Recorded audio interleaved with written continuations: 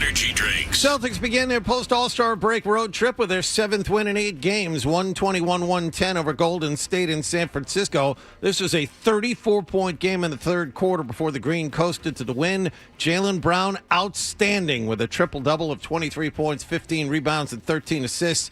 The Green will play the Lakers in L.A. on Sunday night. In Olympic hockey news, the U.S. women won the gold medal yesterday with a 2-1 win over Canada in overtime. The Americans tied it with 2:04 left in regulation, and the goaltender pulled, and then they won it on a goal from Megan Keller, 4:07 into extra time. The U.S. men play Slovakia in the semifinals at 3:10 this afternoon. Canada faces Finland this morning in the other semi. TSN in Canada is reporting it is unlikely Sidney Crosby will be able to play. Red Sox begin their preseason schedule with the annual 7-inning game in Fort Myers against Northeastern this afternoon. They'll visit Minnesota tomorrow. Peyton Tolley will start there. And the state of Indiana yesterday unanimously passed an amendment to a bill that would clear the way for the Chicago Bears to build a dome stadium on a parcel of land about 25 miles away from Soldier Field. Sports Hub headlines are brought to you by Joyce Cooling and Heating. Time's running out to lock in 10% off a new heating install or 0% interest for 60 months. Installation by February 27th and other restrictions apply. Hurry and schedule at joycecool.com. I'm John Wallach on Boston's Home for Sports, 98.5 The Sports Hub. Your next update at 6:30.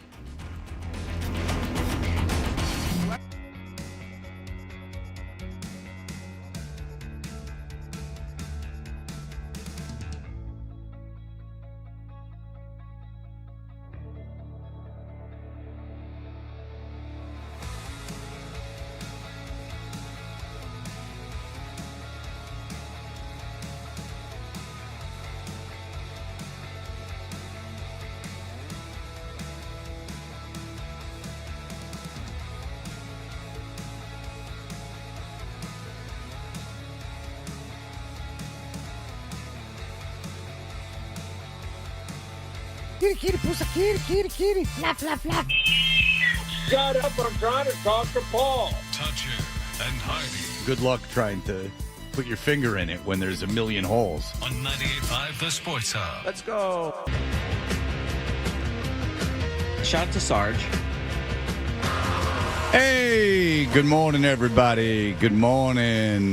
We are Toucher and Hardy, Town Fair Tires Studios, 617-779-0985. You can watch us on YouTube, subscribe to 98.5 The Sports Hub on YouTube.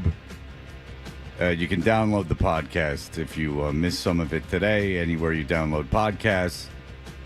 John, I will tell you this.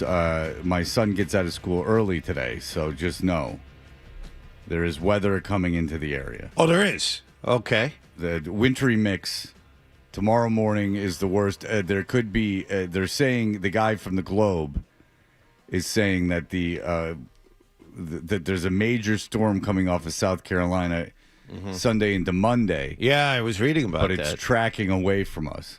Okay, so we're not going to get hit? The guy from the Globe is betting on a brushing. That's what I read as well. A glancing blow. I actually read that. Glancing blow. But should it shift, Oh, it yeah. could be a foot. Going to get walloped. Going to get walloped. If we get a on foot Monday of morning. snow, I'm out. We're not going to get walloped. We're going to get wallached because nobody is more concerned about the weather and the driving conditions than John Wallach. I would say Fred is gaining quickly in that regard. Right. I'm not concerned about driving conditions. I am concerned about my mental health with this weather. Yes. John's concerned about the traffic when it's raining. How's the traffic? How's the traffic? How's the traffic? Because and he used to ask me that at least once a week when I was coming in here to do middays and we were crossing over. And I'd be like, it's whatever. It's Wednesday. It's just traffic.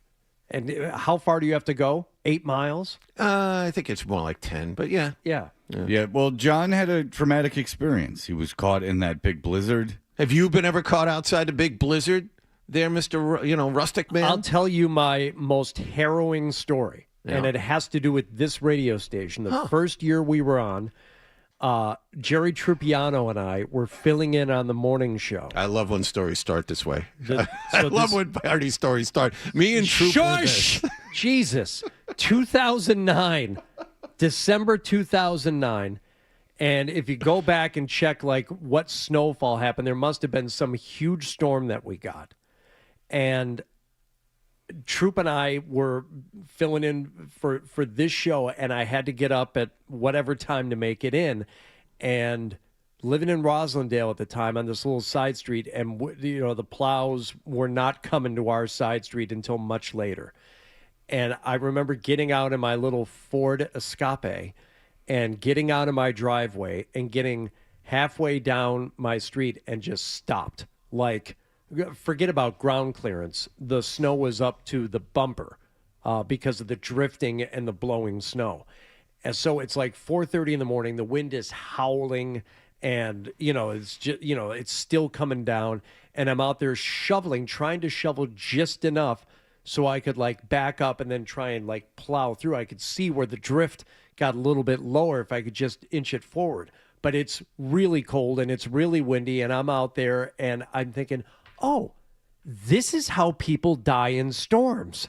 You see from the news reports, like, oh, the weather, and there's a 3 deaths report. I'm like, what idiot dies because it's snowing? Oh, this is how. I could have a heart attack. I could somehow get trapped under my own car if it slips on this snow or ice or whatever. This is how people die in a storm. And I finally made it in. Now, I don't know if that very well could have been one of the mornings where Troop said, can't get out of my driveway.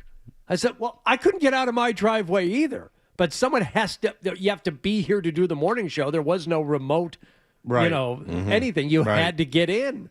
There was no other choice. You had to go in.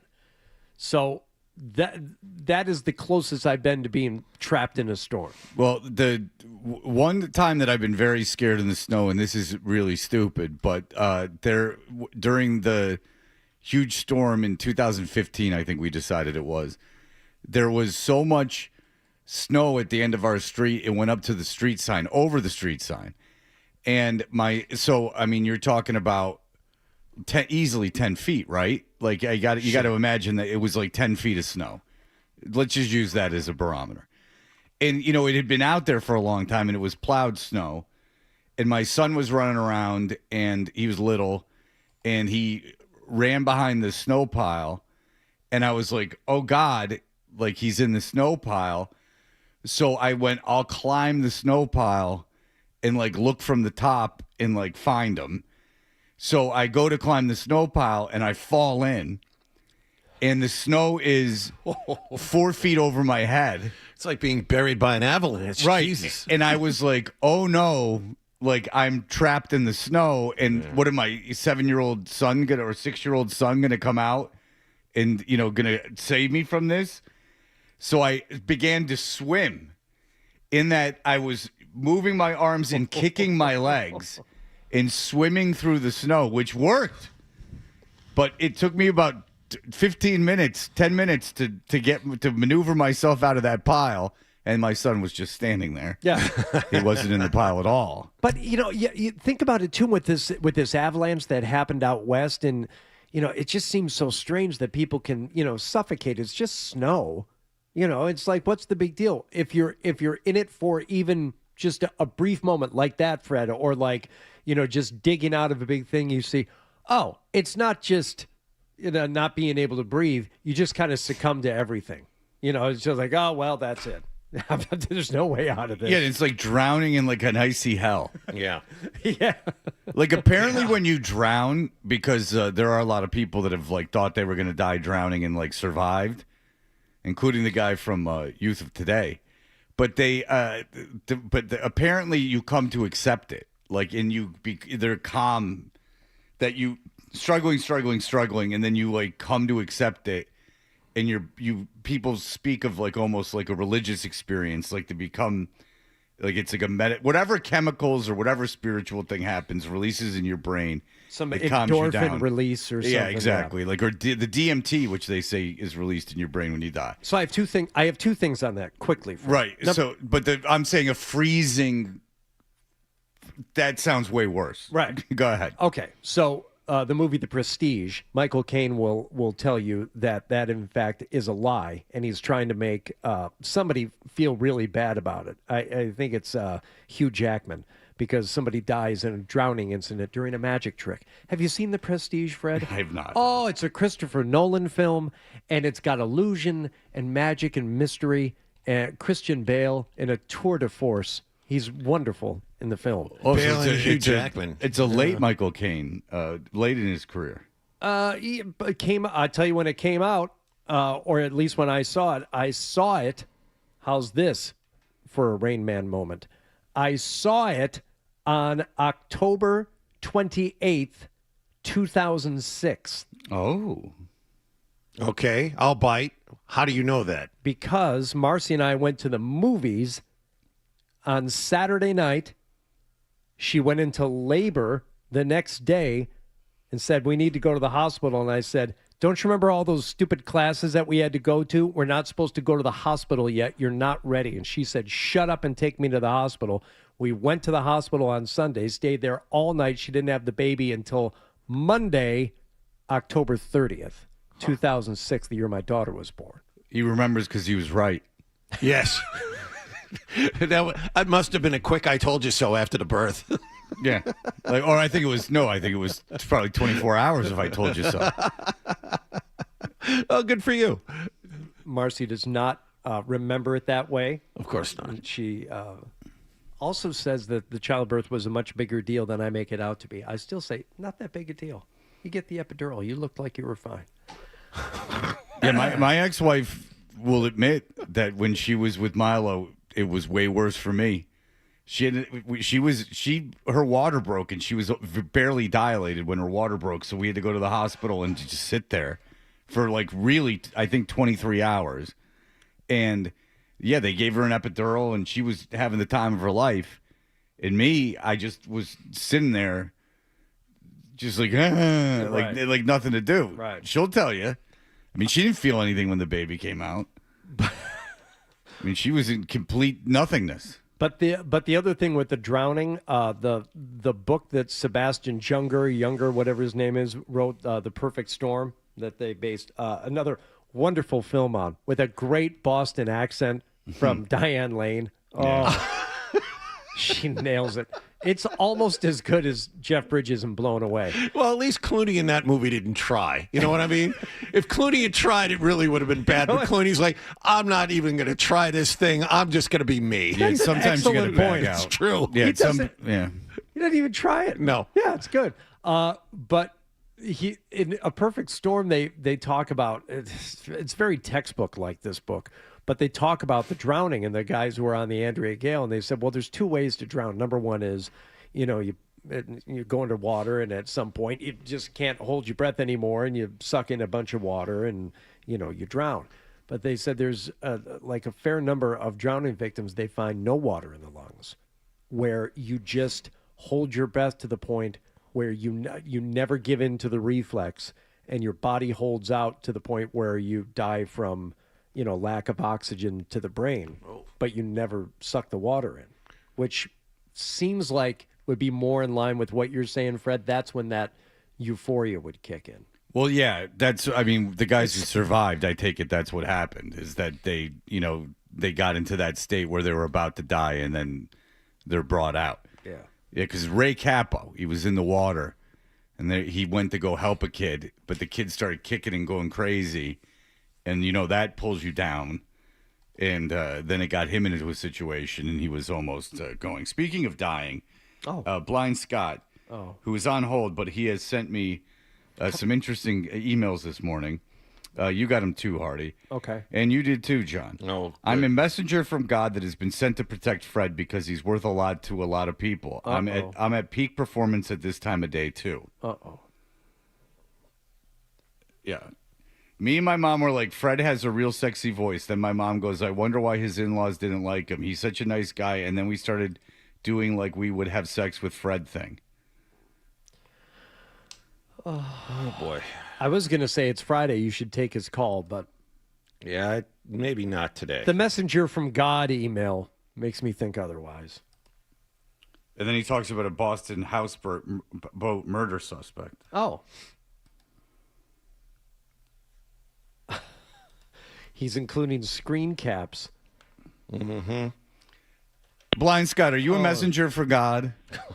Yeah, I'm a messenger for God that came to protect Fred because Fred's like real smart. He has like a genius IQ, but his social cues are a little off. So I filled in the blanks in between there. You know, I'm from the North End. DB was my landlord once. I shoved 500 cigarettes in the roof drain once, and DB had to come over. From the Golden Banana. Yeah, he thought it was a problem with the building, but I had really shoved 500 cigarettes in the drain, so all the water was setting the fire alarms off and everything. And I was telling him that I hope, because I had bought the place, that my insurance would cover the damage, and he was explaining it would. It was really me that clogged the drain. You know, so I've been through a lot in life. So, Fred, I know the lays of the land here. I have an OnlyFans account. I talk to a lot of people. I've faced a lot of adversity in life. So I'll fill in the pieces for you, Fred. Like, you know, when you go to 7-Eleven, that 3 parking spot 7-Eleven, I have a handicap pass. I could be right next to you riding co-pilot. We park everywhere in a handicap spot. I can watch your house when you go away. I can watch your dog. I can clean your house. Well, I not can clean literally. your basement. You can't literally watch the house and the dog. Right. Hey, dude, the gout. Blind. For the gout, you know what you're doing with this gout? You're having too much steak, man. You got to just do beans for a while and, high lean protein. The gout just stays in there. It's going to make you not make any money. And then Nick's going to be poor and Ryan's going to be poor. And these damn liberals are going to be calling up telling. There you go. Okay. The great Blind Scott. He makes a good point about the steak. Uh-huh. And also, that sounded more like a fake Blind Scott call than an actual Blind Scott call. The 500 cigarettes, DBs, 7-Eleven, it had a little bit of everything. Well, what child hasn't taken 500 cigarettes and decided to put them into some kind of drain? Dan, go ahead. My algorithm's really messed up, and I have to ask John. I saw a video of a lady in a dress sitting on a birthday cake, and then she consumes said cake. Would that be something you're into? Because I don't know how I feel about it. Yeah, I'm not sure I'm into that either. I like the first part of it, but the second part of it kind of weirds me out a little bit. Could you describe the proportions of the woman who sat on the cake, please, sir? Yeah. Yeah, Dan, how big a booty were we talking about? Very attractive, so not big enough for John, but it's. I didn't know what I thought about it, but he likes the part where she sits on the cake. That concerns me, John. No, it shouldn't. Doesn't seem sanitary. There is a cake farting trend that was around a few years ago where women were sitting on cakes and farting, if you recall that. I only know that from the radio. Oh. Yeah, it was a bit of a phenomenon, maybe 15, 20 years ago on the radio. Let's do a quick Google of cake farting and see what pops up. Cake farts has 2 distinct meanings. A niche fetish video trend involving flatulence on cakes. Yeah. And a baking term for large, unsightly air bubbles that form under icing due to temperature changes. Well, that's a wild shift in what it really means. Ernie, go ahead. Yeah, so I can attest to the accepting drowning there. I was a commercial fisherman in Alaska for about 10 years, maybe about 20 years ago. And we were in a part of Alaska called Crystal Bay. We were sockeye salmon fishing. And we were anchored up out the night. It was blowing pretty hard. We were in a 32-foot wooden Rawson. And a boat came in the middle of the night, July 4th, and plowed into our bow and took it completely off. And literally it was something like a movie where we all put our survival suits on, and as soon as we jumped in the water, the boat sank. And we were floating around for about 5 hours. I did accept death at that point. I couldn't keep my eyes open anymore because of all the salt water. So I closed my eyes, and I said, well, this is it. And I woke up on a 350-foot Japanese processor about 15 miles offshore from where it happened. That's how far we drifted in the Bering Sea.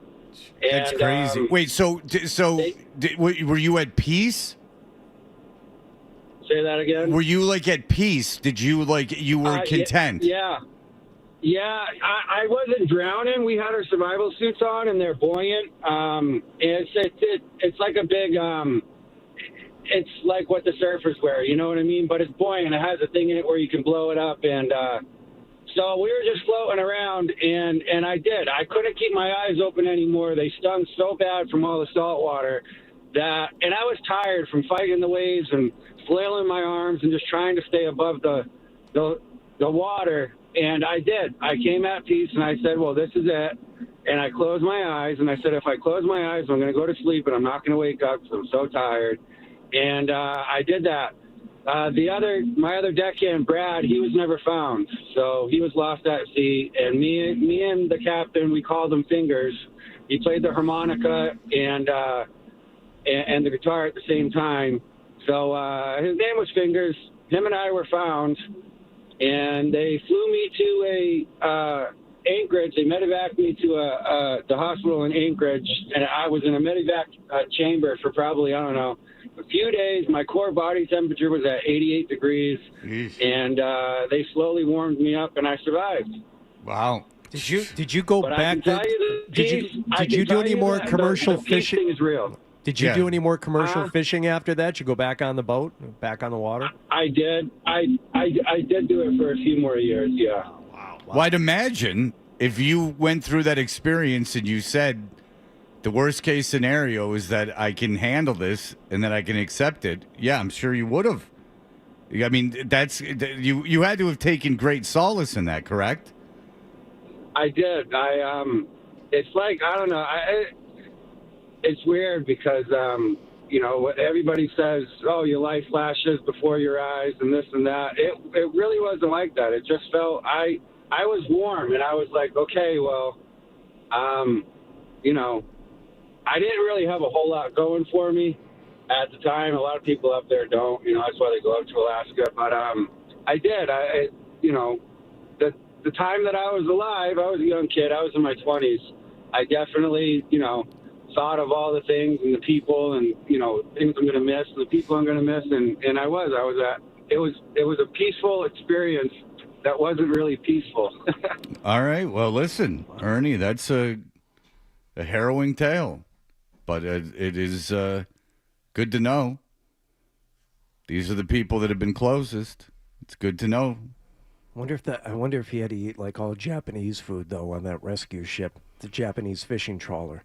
Because that'd be a real bummer. If you got out of the water, you've been there for a few days, and you're like, oh, I'm so hungry. And like, oh, all we got is, like these bento boxes.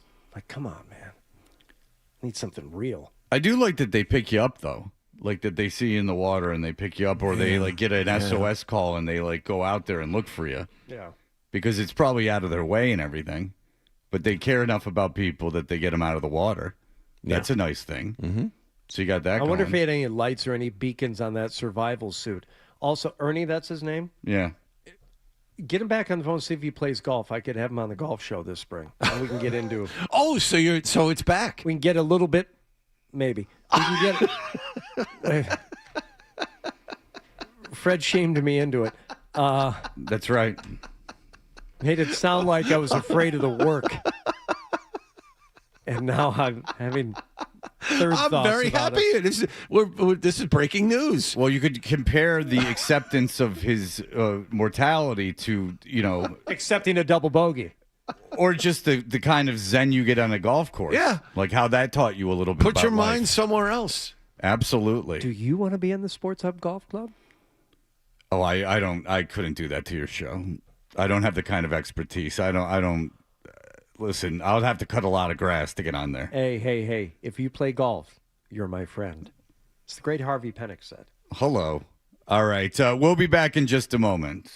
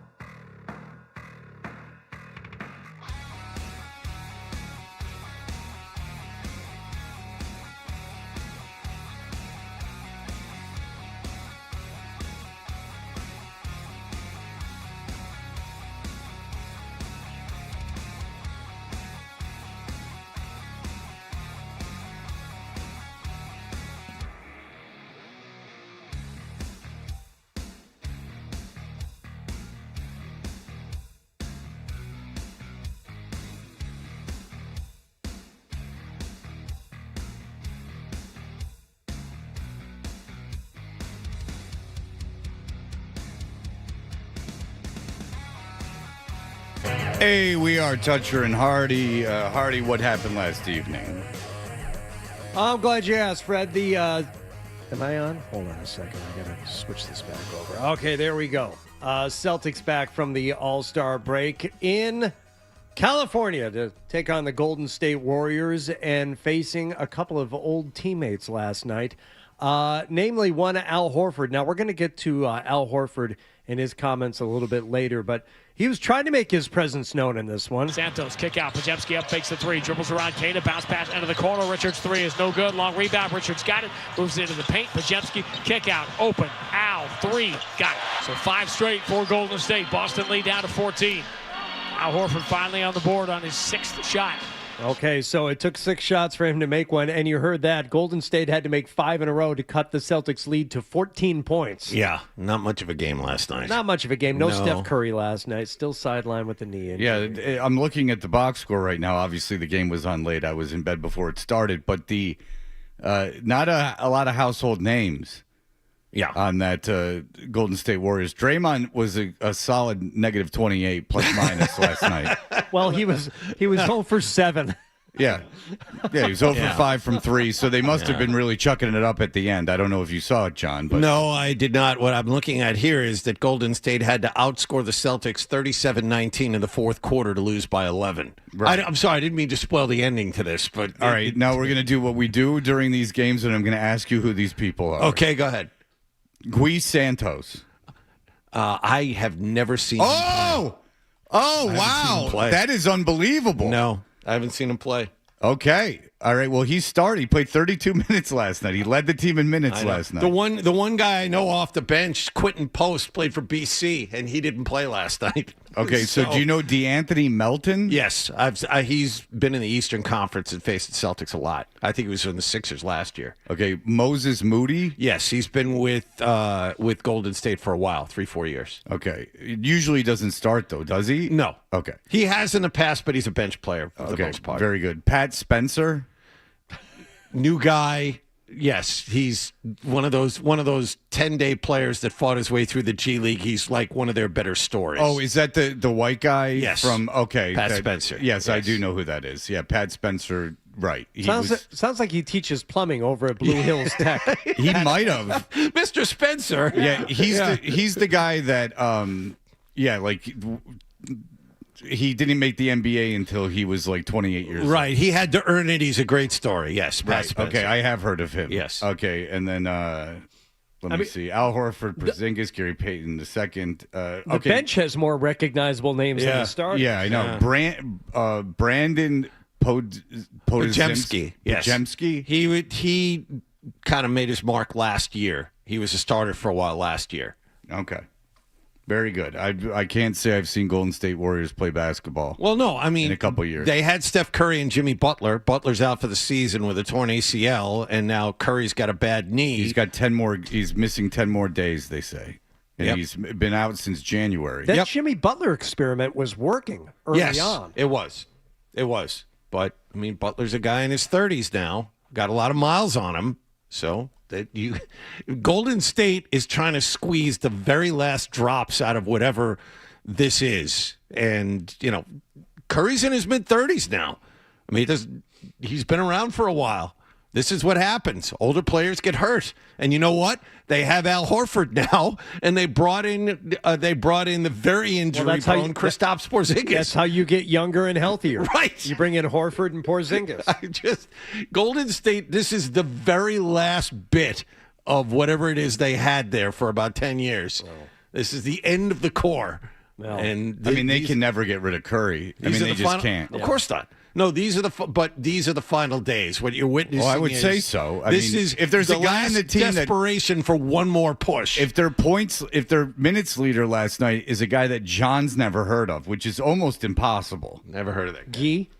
Gui Santos. Yeah, he's 23 years old. He's from Brazil. Okay. So there's not even a college background there that you can fall back on. No. He's 6'7", 185. Okay. I trust you're right. Well, that's what it says, but so he's thick. Okay. He looks muscular, too. Like, I don't know how he's 6'7", 185. That's Porzingis-like. With the... Jeez Louise. Tayshaun Prince. Yeah, well, yeah. He's got long arms. No, that's not much of a squad to put up against the likes of Jaylen Brown and Peyton Pritchard. Porzingis acclimated here. Jaylen Brown over the shoulder pass. Pritchard, good look at the left side three. Got it. And Jaylen Brown knew exactly what that was about. That's his triple-double with 2:49 to go in the third quarter. That's right. Jaylen Brown messing around and getting the triple-double with 23 points, 15 rebounds, 13 assists. Peyton Pritchard on his night off the bench, 26 points as the Celtics beat the Warriors 121-110. As John said, it was not that close. It required the Warriors outscoring the Celtics 37-19 in the fourth quarter. Celtics led by 34 late in the third. Yeah. Yeah. And led by a ton at the half. So there you go. Good start to the unofficial second half of the season. Yeah. It's much less than half. Right. Much less. Yeah. Yes. But there we go after the All-Star break. Who do they have up next, John? On Lakers, Sunday night. All right. Congratulations. Mm-hmm. Who was taking in women's Olympic hockey yesterday? I saw the overtime. I did too. I happened to be looking at my phone, fresh off a nap, and then it said that it was going into overtime. So while I watched YouTube on my laptop, I had the overtime on in the background. Mm-hmm. I saw the end of the third period. Well, a lot of falling. How did it get to overtime in this gold medal match between the U.S. and Canada, with the U.S. trailing 1-0? Across to Keller. Back out to Edwards. Edwards with a shot. Score! The United States ties it with the goaltender pulled with 2:04 remaining. The captain, Hillary Knight. Hillary Knight on the deflection, and that ties the game at 1. Heading to overtime. Would it be Hillary Knight again? No. Canada gets fresh skaters on the ice. The outlet pass for Keller, a defenseman. Nice move. Cuts to the net. Score! Megan! I take exception to the phrase defenseman, but let's continue. Megan Keller, the overtime hero. The United Defense States person. wins gold in Milan. And what a goal it was, I'll tell you. The 3-on-3 was quite an overtime there. I mean, it's interesting. I don't watch college hockey, and I don't watch my kids never played, so I don't see non-NHL hockey ever. Mm-hmm. So, and I can't do it. I mean, they're obviously way better athletes than me, but it was just interesting. I think the Canadian goaltender might like that one back, the game winner. Or the defenseman or person might want that back. Who got undressed. Yeah, I mean, move. there seemed to like the inability to cover lateral movement there. Yeah. I mean, she had every opportunity. By a defenseman. Right. Defensewoman. Sorry. Person. Yes. Yeah, not woman. Person. My mistake. We're all people. Yep. Homo sapien. But, it's funny because I don't like the phrase getting undressed either, John, because that further objectifies the athletes. You know what? That's John on can't, me. You can't get out of your own way this morning. Jesus. It's this whole butt fetish of his. The cake farting just got him spun. If that wasn't brought up, I wouldn't have thought about it right there. So it is interesting because I never see amateur hockey. Like, I never see it. So it made me appreciate the NHL. Obviously, these women are the best at what they do. There's no question about it. But there is quite a difference, as you would probably think, between this and the NHL. Yes. I was like people like blowing out, like, falling down, which you don't see in the NHL very often. This was at the end of regulation. A lot of falling down. Yeah. Okay. Well, no, in overtime too. Oh, okay. Oh yeah, if you go back and watch overtime, there's a lot of like blown edges and stuff like that. Okay. Yeah. Well, you're not allowed to get tired or slip on slippery ice. I'm just saying that it made me appreciate the NHL because my only exposure to watching hockey is at a professional level. I've been to like a couple college games, but who was paying attention? And so it made me appreciate how talented the NHL players are. That's all. Just a quick aside. Fred went to You can't tell a difference? There is, of course, there's a difference. I mean, come on. Of course, I remember Fred. Just a quick college hockey I thought story. I was watching a Stanley Cup final. Right, exactly. Just a quick Fred story. I remember you went to BU to see a game, Union, and BU won. Whatever. The Bruins had a second-round draft pick, Jakob Forsbacka Carlson, or I forget the guy's first name. But Fred came back the next day and was like, I don't remember. Was he on the ice? I didn't notice him. Right. It's just a collection of people. But I mean, that was bad news for that second-round pick, who oddly enough never made it. Yeah. So if he can't dominate the college game, that generally does not bode well for his ability to turn pro. Yeah, it would have taken like a Gretzky-like performance, in fairness, for me to have realized who someone was, and that did not happen. No. We're going to go back to something that happened last night between the Celtics and the Golden State Warriors, having to do with Al Horford and some of the comments he made. Also, Adam Silver was talking about teams that maybe are not trying their best at this point in the season, and his thoughts on that. So well, they're considering getting rid of the draft, which is very odd. So it should be interesting. Yes, Al Horford with very cryptic comments last night. We'll have that for you in just a moment. Here are the headlines. Essential Sports Hub headline.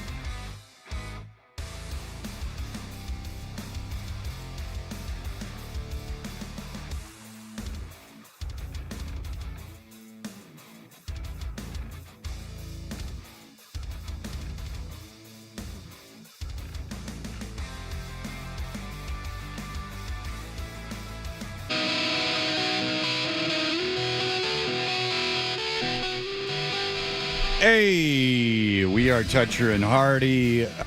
You mentioned Al Horford. That's right. Last night, the Celtics were in. Where did they play, John? What town? San Francisco. They're in San Francisco proper, the Golden State Warriors? Yep, Chase Arena. Oh. They moved from Oakland. Yeah, and facing Al Horford last night, who had this to say. For me, the decision has something, it's something that's deeper than just the basketball, stuff of it. And it's something that at some point I'll share, with people. But for me, it felt like it was the time for me to go elsewhere. And then as far as the end of my career, I don't know. I always keep that open. It would definitely be a privilege, to do that. But obviously just trying to focus on finishing out this year. So the question was, would you want to finish off in Boston? But he said it was something beyond basketball that made him want to leave. But still, it would be a privilege to go back to Boston. To finish. It's like almost annoyingly coy. Like I'll tell you sometime what happened. I'm just letting you know something happened. And he had to let you know. I mean, it would have been fine if it's a basketball. The Celtics couldn't afford me. They wanted to duck under all these aprons. They couldn't afford me, so I went somewhere else for a chance to win. How easy is that to say?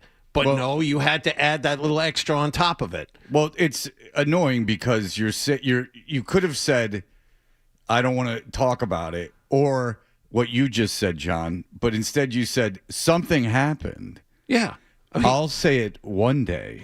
It was outside of basketball, like behavior.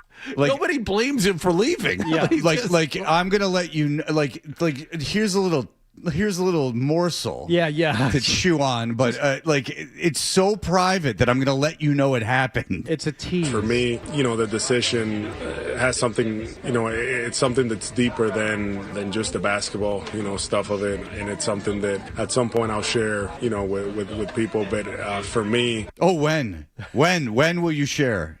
Oh, please. It must be so interesting. Something deeper than basketball. What? That one day he'll share. It's so annoying. Like, you could say it or not say it, but you have to do the coy.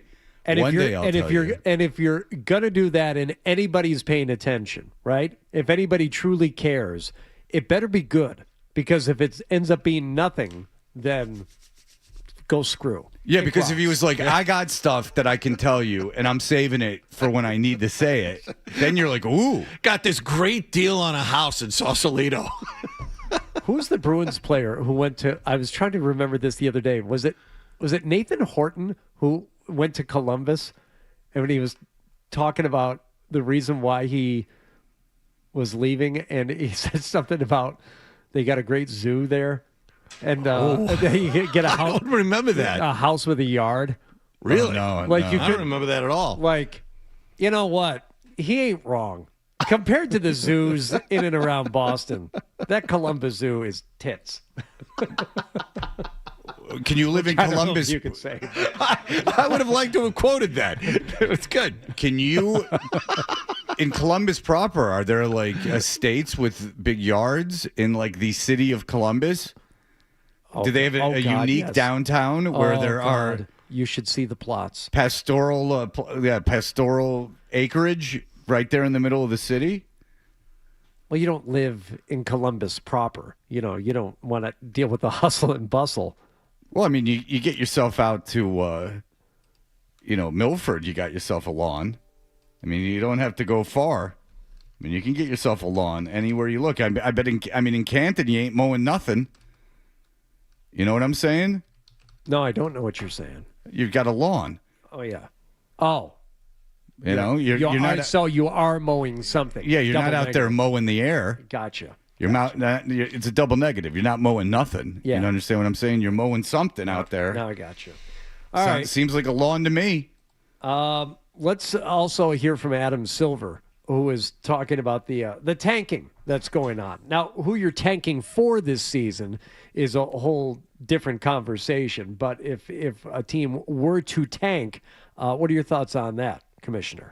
Are we seeing behavior that is worse this year than we've seen in recent memory? Yes, is my view, which was what led to those fines. And not just those fines, but to my statement that we're going to be looking more closely at the totality of all the circumstances this season in terms of teams' behavior, and very intentionally wanted teams to be on notice. And also talking about different things, including limiting the number of chances you get. If you're in the lottery, you've got an equal chance of getting the number one pick as anyone else who would be in the lottery. They recently flattened out the odds for those top three teams. You know, the team with the worst record doesn't have a much better advantage of getting the first pick anymore. If you fall in the bottom three, I think it's equal now across the board. So they've tried to step up the measures to kind of limit this, but this draft class is apparently so good. You have 10 teams trying to lose games now.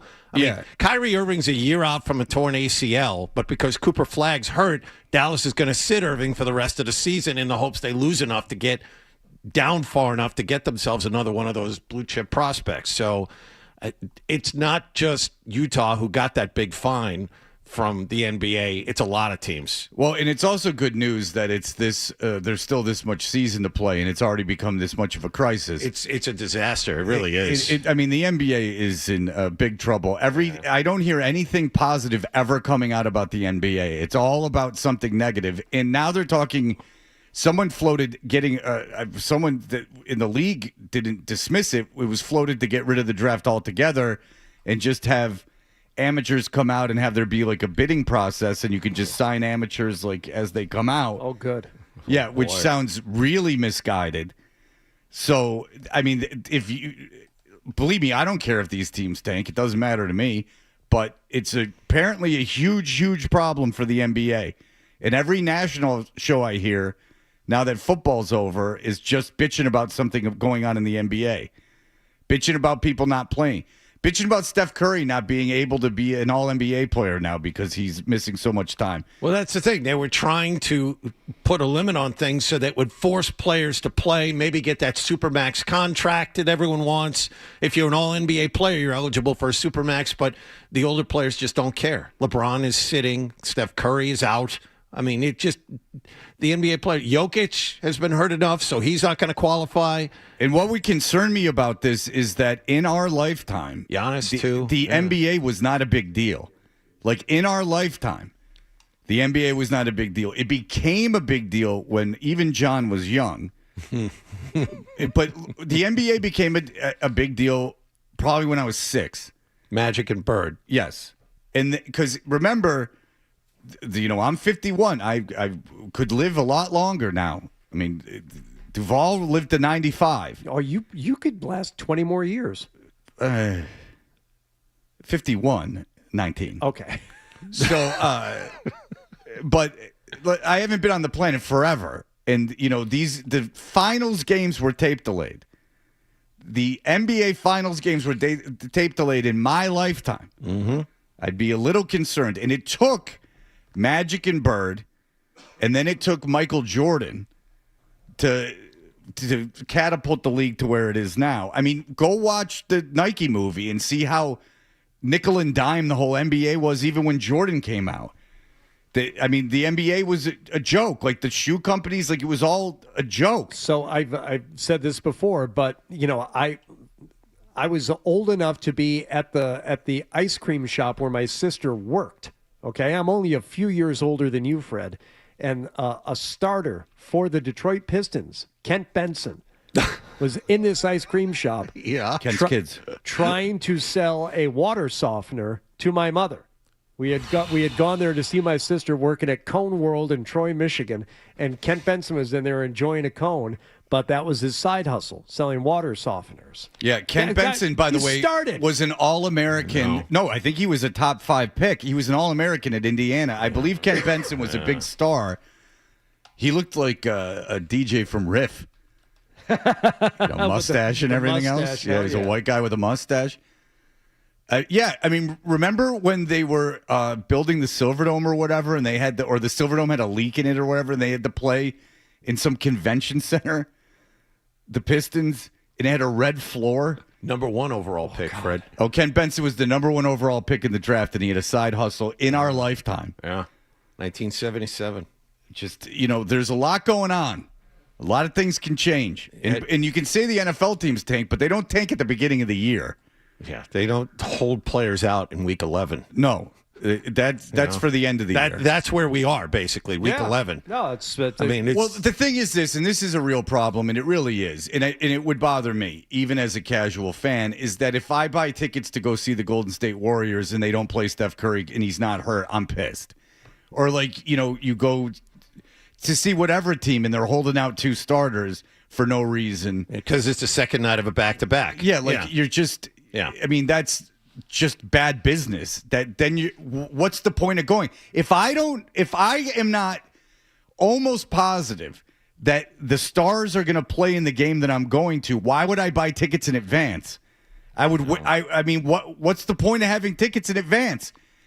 I mean, if it's a league of stars, they're required to have stars.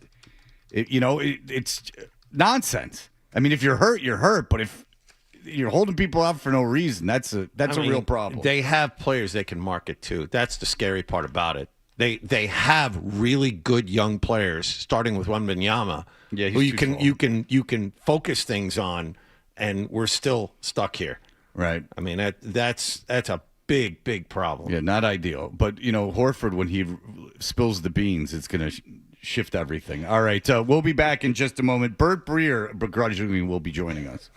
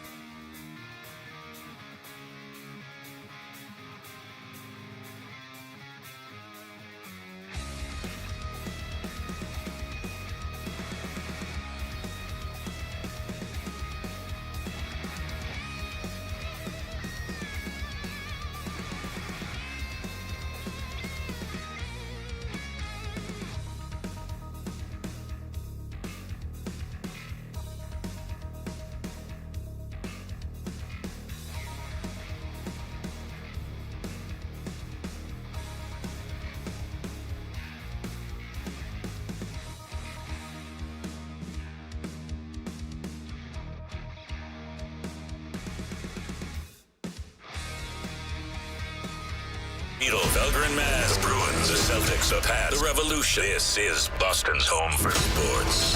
WBC-FM at HD Boston. 98.5 The Sports Hub. A Beasley Media Group station.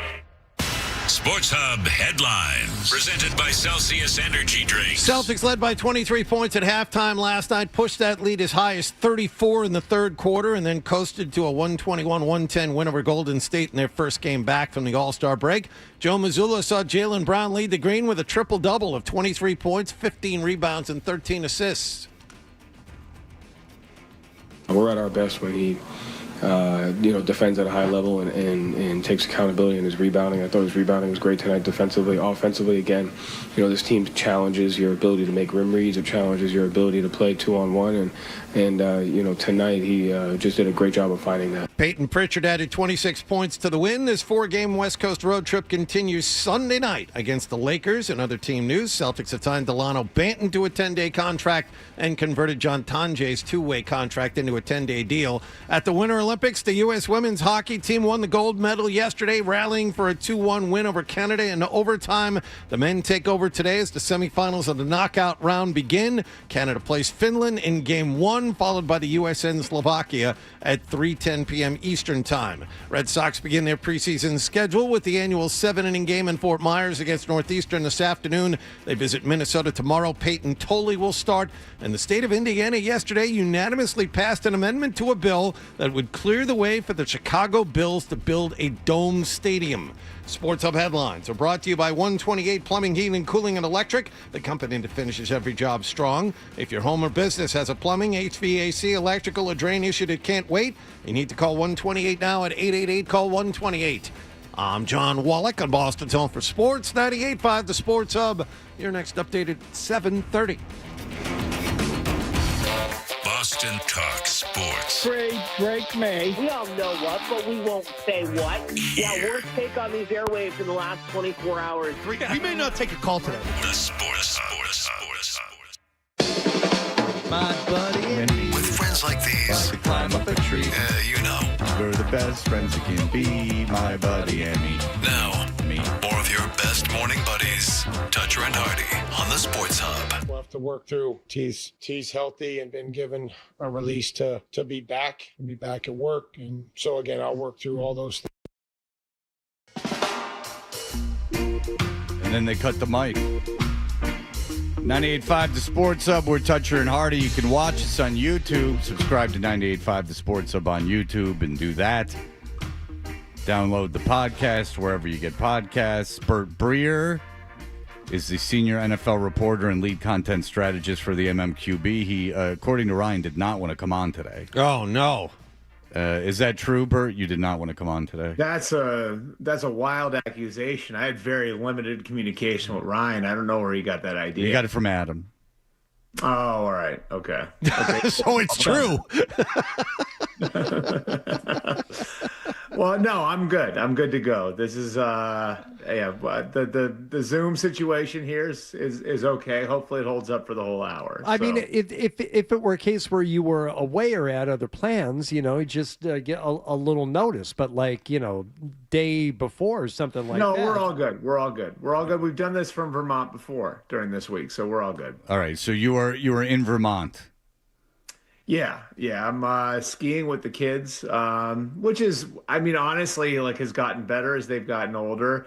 I'm now, I'd say I'm now less annoyed with them and more annoyed with everybody else on the resort, which I got to tell you guys, this is such a different experience than it was when I was a kid. The amount of people that are up here, I started calling them with my kids. I started calling them Instagram skiers. The people who come up to these places just because they want to tell other people that they took their kids skiing, Right. It's a very different crowd than it was, in New England, I would say, in the 90s. All right. So you are you don't like the interlopers coming into Vermont? Well, it's more, there are a lot more New York plates here, I would say now. And, it's like when you drop your kids off at ski school, right? Like my older two now ski with us. So my older two now are at the point where and it's awesome. It's some of my best memories. My own parents were that when I was a kid. You guys know my mom's Austrian. So like skiing is in Austria is like football here, you know? Right. So like I've been doing it so I could walk. So like that part of it's great. My youngest she goes to ski school. So, you know, the things you see there are interesting. There are definitely people here who are not skiing at all. And then there are others who I would say have never had a lesson in their life, and they get on these slopes that they can't handle, and they screw things up for everybody else. And I wouldn't know anything about that. I've never broken anyone's it's just leg. it's an interesting dynamic, I would say, between lifelong skiers and people who have, and that's me, you know, like lifelong skiers, and then I would call them status skiers, right? Like they want the status of being a skier. So Such judgment from Bert. Everyone's wrong but Bert. I would say, yeah, I'm a snob. Back in my day, we just skied for the fun of it. Not everyone has Austrian blood in them. Man. I mean, geez, Louise. So no room for beginners. I appreciate new skiers, like people who are really interested in the sport. I love that. That's great. I think you do but I just think in places like this, you're now getting a lot of people, and it's worse out west for sure. But like you definitely get a lot people who are just there so they can and to swing it back around to my term for it, just there so they can put it up on Instagram. And I think the listeners out there, if there are people who grew up skiing in New England, I grew up skiing at Killington, and you know, like I've skied in this part of the country for my entire life. I would say it's very different than it was 30 years ago. And I bet like the listeners out there I'll bet you there are a lot of people who've had the same experience that I have. Haven't there always been a lot of New York people up there, though, Bert? Not as much as now. It's different now. Not as much as now. I'd say, like when I was a kid. So, like, as a rule, do you hate the New Yorkers? I was just going to say, is that a bad thing? It's not that. So I do. When I was a kid, although I'd say there's. If you want someone to think you're an a-hole, wear an Islanders jersey over your ski jacket. Got to represent LI. That's a big red flag. Yeah, Austria.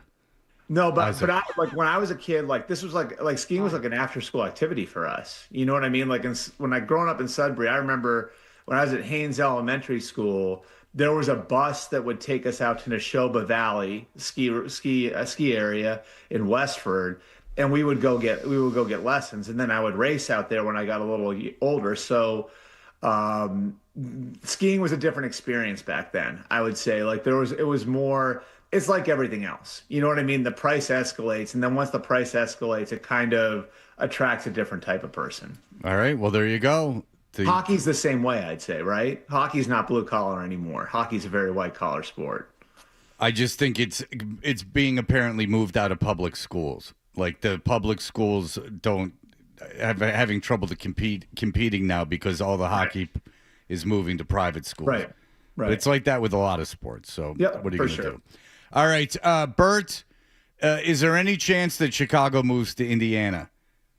Oh yeah, I think there's a very real chance. Like I think over the last decade, I'd say we've seen more and more of this where teams are using borders as leverage in stadium negotiations. Certainly we saw it in Washington, what's going on right now with the Commanders and how they've pitted Maryland, Virginia, and the District of Columbia against each other. You're seeing it in Kansas City, right? Like so. But the difference to me is this: is that Kansas City's like in Kansas too, and. Right.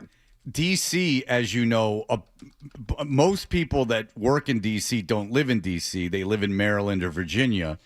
So there's a cultural difference between Illinois and Indiana. Chicago's the third biggest city in the country. They're, the most popular team in that city. I mean, you know that the Bears are more popular than the Cubs or anyone else, and that city identifies with that team. I just think that it's a pretty bold move. Like when you're at the NFL is at the top right now. Especially with that team playing physically where it plays, which is right in the middle of the city. Yeah, in a terrible spot, but right in the middle of the city. And it just seems like it just seems something like I'd be really careful about, right? Like, how much do you want to alienate that fan base? And are they at all concerned that you move it out of Chicago, you move it out of Illinois, and people aren't willing to go? But will they move it? Bert, on the surface, and I'm sure there's a lot more to it, but the city of Hartford was ready to build a stadium for the Patriots. Is this just the Bears' way of forcing government officials to do something? If I'm not mistaken, John, you may remember this. I think the Patriots and the Krafts also tried to use Rhode Island as leverage at one point. Yes, they did. Providence, that's right. Like there was some talk that they could go to Providence. It got more real with Hartford, but they tried to use Providence too. Yep. Every indication I've gotten over the last 48 hours is that this is real. And the reason why it's real is because the McCaskey family is one of these families, like the Rooneys, like the Maras, that don't have 15 other businesses. Like they're not wealthy independent of the football team, you know? And so like they legitimately need the taxpayer help to build a new stadium. They can't do it on their own the way, say, like Stan Kroenke could build the stadium in Los Angeles by himself. Yeah, but Illinois met yesterday and they were like good to go to have a meeting with the Bears, and then the Bears at the last minute canceled it, right? Right, and that's the thing. Like, the thing is, once you open the door to this, Fred, is like now all of a sudden the door is open to it, and it's, well, like this one other deal, you know, over here is better than this deal over there.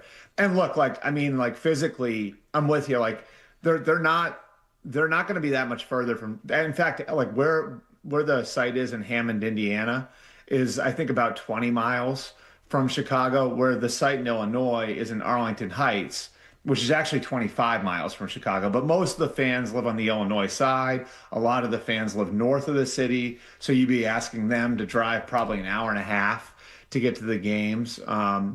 I just think at this point they've opened that door to moving to Indiana, and they've gotten other politicians involved, and now they've created this competitive situation where if you're the Bears ownership, are you just going to take the better deal?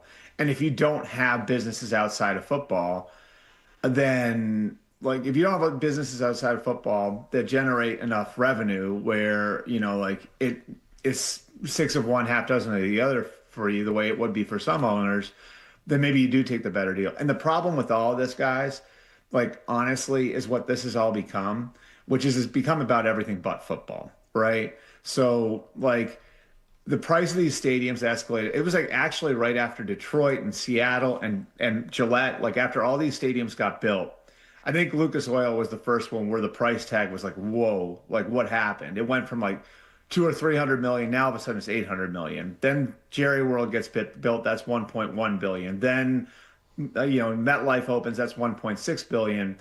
And so now these stadiums have become too expensive where it's hard to justify just having 10 football games as the events in that stadium. And we've talked about this before. Now you got to have concerts. You got to do all those different things in the stadium. So if you're in a northern climate, you got to put a roof over it. And once you start to get there, then it's like, do you know why the owners don't want the stadiums in cities anymore, right? No. It's because they want to develop all the real estate around. Right. Like the Braves did. They don't because they can make money off of it that way, and they don't have to share that money with the players. Here's what my concern would be, that I know that if I lived in Chicago or the surrounding areas and they moved the team to Indiana, I wouldn't go. Say I've been going to games for 20 years. I wouldn't go. I'm not getting in the car and driving out to Indiana and driving back when I'm used to having it in the city. There's no way. And that's the danger. And then what am I rooting for? Like that's the dangerous game you're playing, Fred, too, is like you're assuming like the at-home NFL product is amazing. So you're assuming that somebody's going to want to get in their car and drive there. And I've always said this, like, if I'm an NFL fan, right? Like say I love the Patriots, but I live in Boston or I live north of Boston. Like if I go to a 1:00 game, that probably means I'm missing all the 4:00 games, right? Right. Or if the game's at 4:00, that means I'm probably missing all the 1:00 games. Right. And like as the at-home product gets better and better, and as it has gotten better and better, people have started to do that math in their head. Like, why am I spending an hour and a half or 2 hours to go to 8 games, 9 games a year when I could just sit at home, watch my team's games, and then watch all the other teams' games too? And so teams have to do more and more to attract fans to the stadiums. And I'm with you on this. Like, I don't know that like building like a mall around a football stadium in an industrial part of Indiana is going to be enough to attract people to get off their couch and go to the game. Well, do they have a Red Robin there? I would imagine you'd have to, Well, and it's also like like how many hotels can you put in, right? Like you're not going to have enough. I mean, look at Gillette. There's not enough hotels to hold the people that would around that stadium. I mean, have you ever looked at like a Sunday, like if maybe I'll spend the night there, a Sunday night game? I mean, there's nothing to be had. Do you guys remember the Mike Vrabel quote? No. Okay, this is from when he was a player. Yeah, about Patriot Place. About Patriot Place, right? Like he said, like, well, I see my name, I see my picture up in the mall up there. Why am I not getting a cut of that? And that actually encapsulates it. You know, when Vrabel saw this way ahead of time when he was a player, you know, back in 2008, where this is another way for, I mean, it's happening in Cleveland now. You know, like they're moving them out of like an iconic site. The Browns have played on that site, whether it was Municipal Stadium or the stadium now. They played on that site for like 4 generations, you know, right on the lake. And there's people who've been going to that site forever. They're building a new stadium now. They're going to build a new stadium now across the street from the airport because there's vacant land there that they can build around. So that's the same concept of what's happening in Chicago, which is why they're moving it out of the city. I would argue that like long term, it's better for the teams to have them in the city because there's going to be more reason for people to come in to go to the games. There's more people right there who can ride public transportation to the games, but that's not what's going to put the most amount of money in the owner's pockets. Okay, What's so right, enrich the owners the most is to turn themselves into quasi real estate developers. Okay, say you're a Patriots fan and they're playing the NFC North next year. I don't know if they're playing Chicago home or away, but they are playing the NFC North. Yeah. And you have an opportunity to go to a game, say in the future, and the team moves to Indiana. Yeah. You have your choice of Green Bay, Detroit, or Chicago. Knowing what you know about those stadiums, so I can go to Green Bay and get that iconic experience, you know, right. Like, you know, you gotta travel, but you know, it's that iconic experience.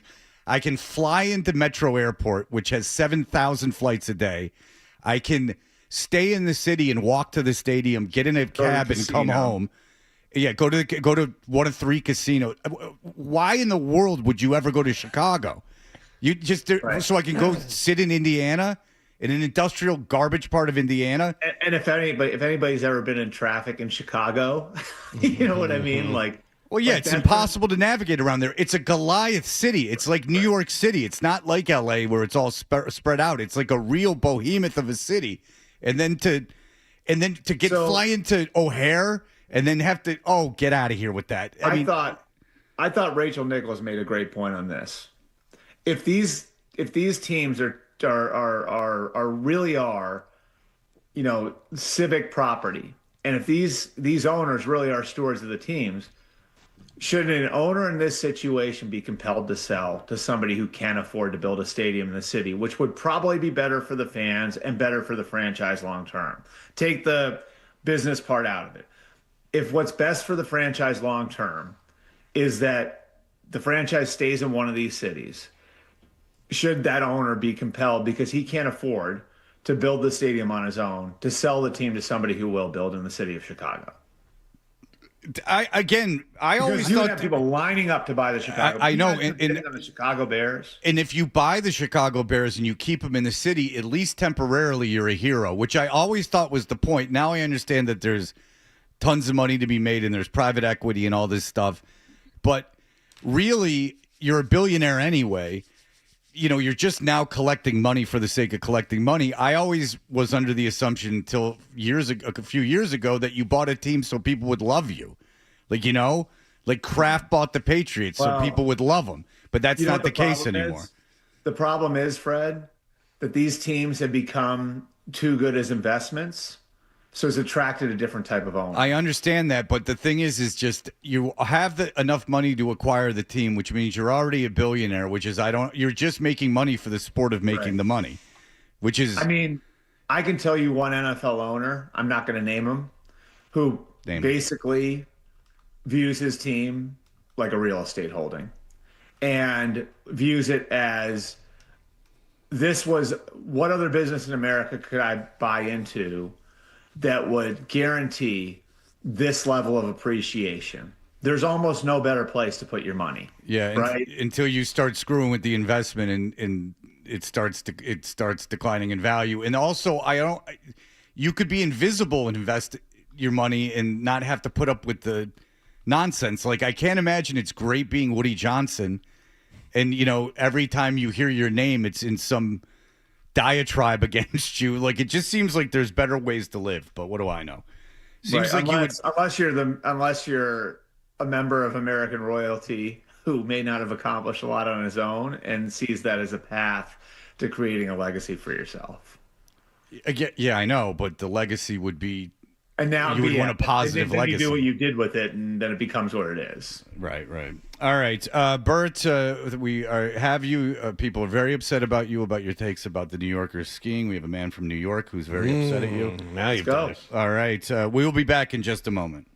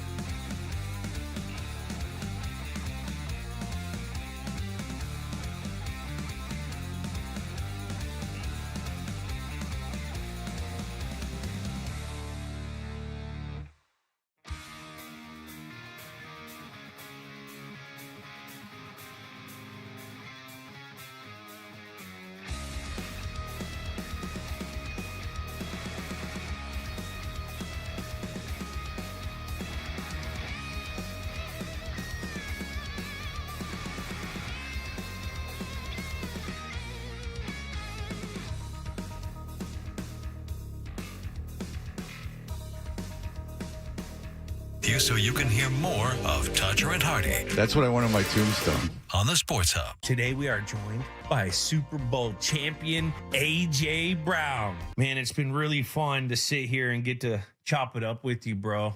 Just remember, we're all Patriots. You know that, right? Are you going to be a Patriot? Are you going to be a Patriot? Do you want to be a Patriot? I'm trolling. Room co-hosting a podcast. That's what that is. Edelman's really leaning on that California accent is. too. Hey, dude. He's What's up? Yeah, he's doing the whole really falling into that California accent. Goodness. He's chopping it up with AJ. Well, who doesn't? Who doesn't want to do that? And that's to be consumed in an audio form too. So you have no idea even what AJ Brown was doing. Yes. It's just the two of them describing nothing. Okay. Chop it up with you, bro. Chop it up with you, bro. Jesus. Okay. Bert Breer's with us from MMQB. He was going on and on and on about New Yorkers being the worst people in the world and how they're ruining Vermont and his ski trip. Gary, go ahead. Bert, I love you. I think you are incredibly talented. You show up really well on the show, have a great relationship. Do you understand how ridiculous you sound bringing up your Austrian descent and how ski slopes are crowded? And yeah, it happens and may end up on Instagram, but got me thinking, do you think the patriarchs of these families go back to their house, nestle in their couch, pull out a stogie, look into their cell phone and say, we went to their house, bad weather, and celebrate with sipping a natty ice and send out that story? All right, Gary. You got it. He's making fun of Bert's video for the that was good. I may Ohio have State. jinxed the Buckeyes, by the way. That was the last game they won this year. So Go Bucks. Yeah, and I'm seeing mock drafts where like 17 of them go in the first 18 That's picks. a good point. That's every year. That felt good. I'm sure it did.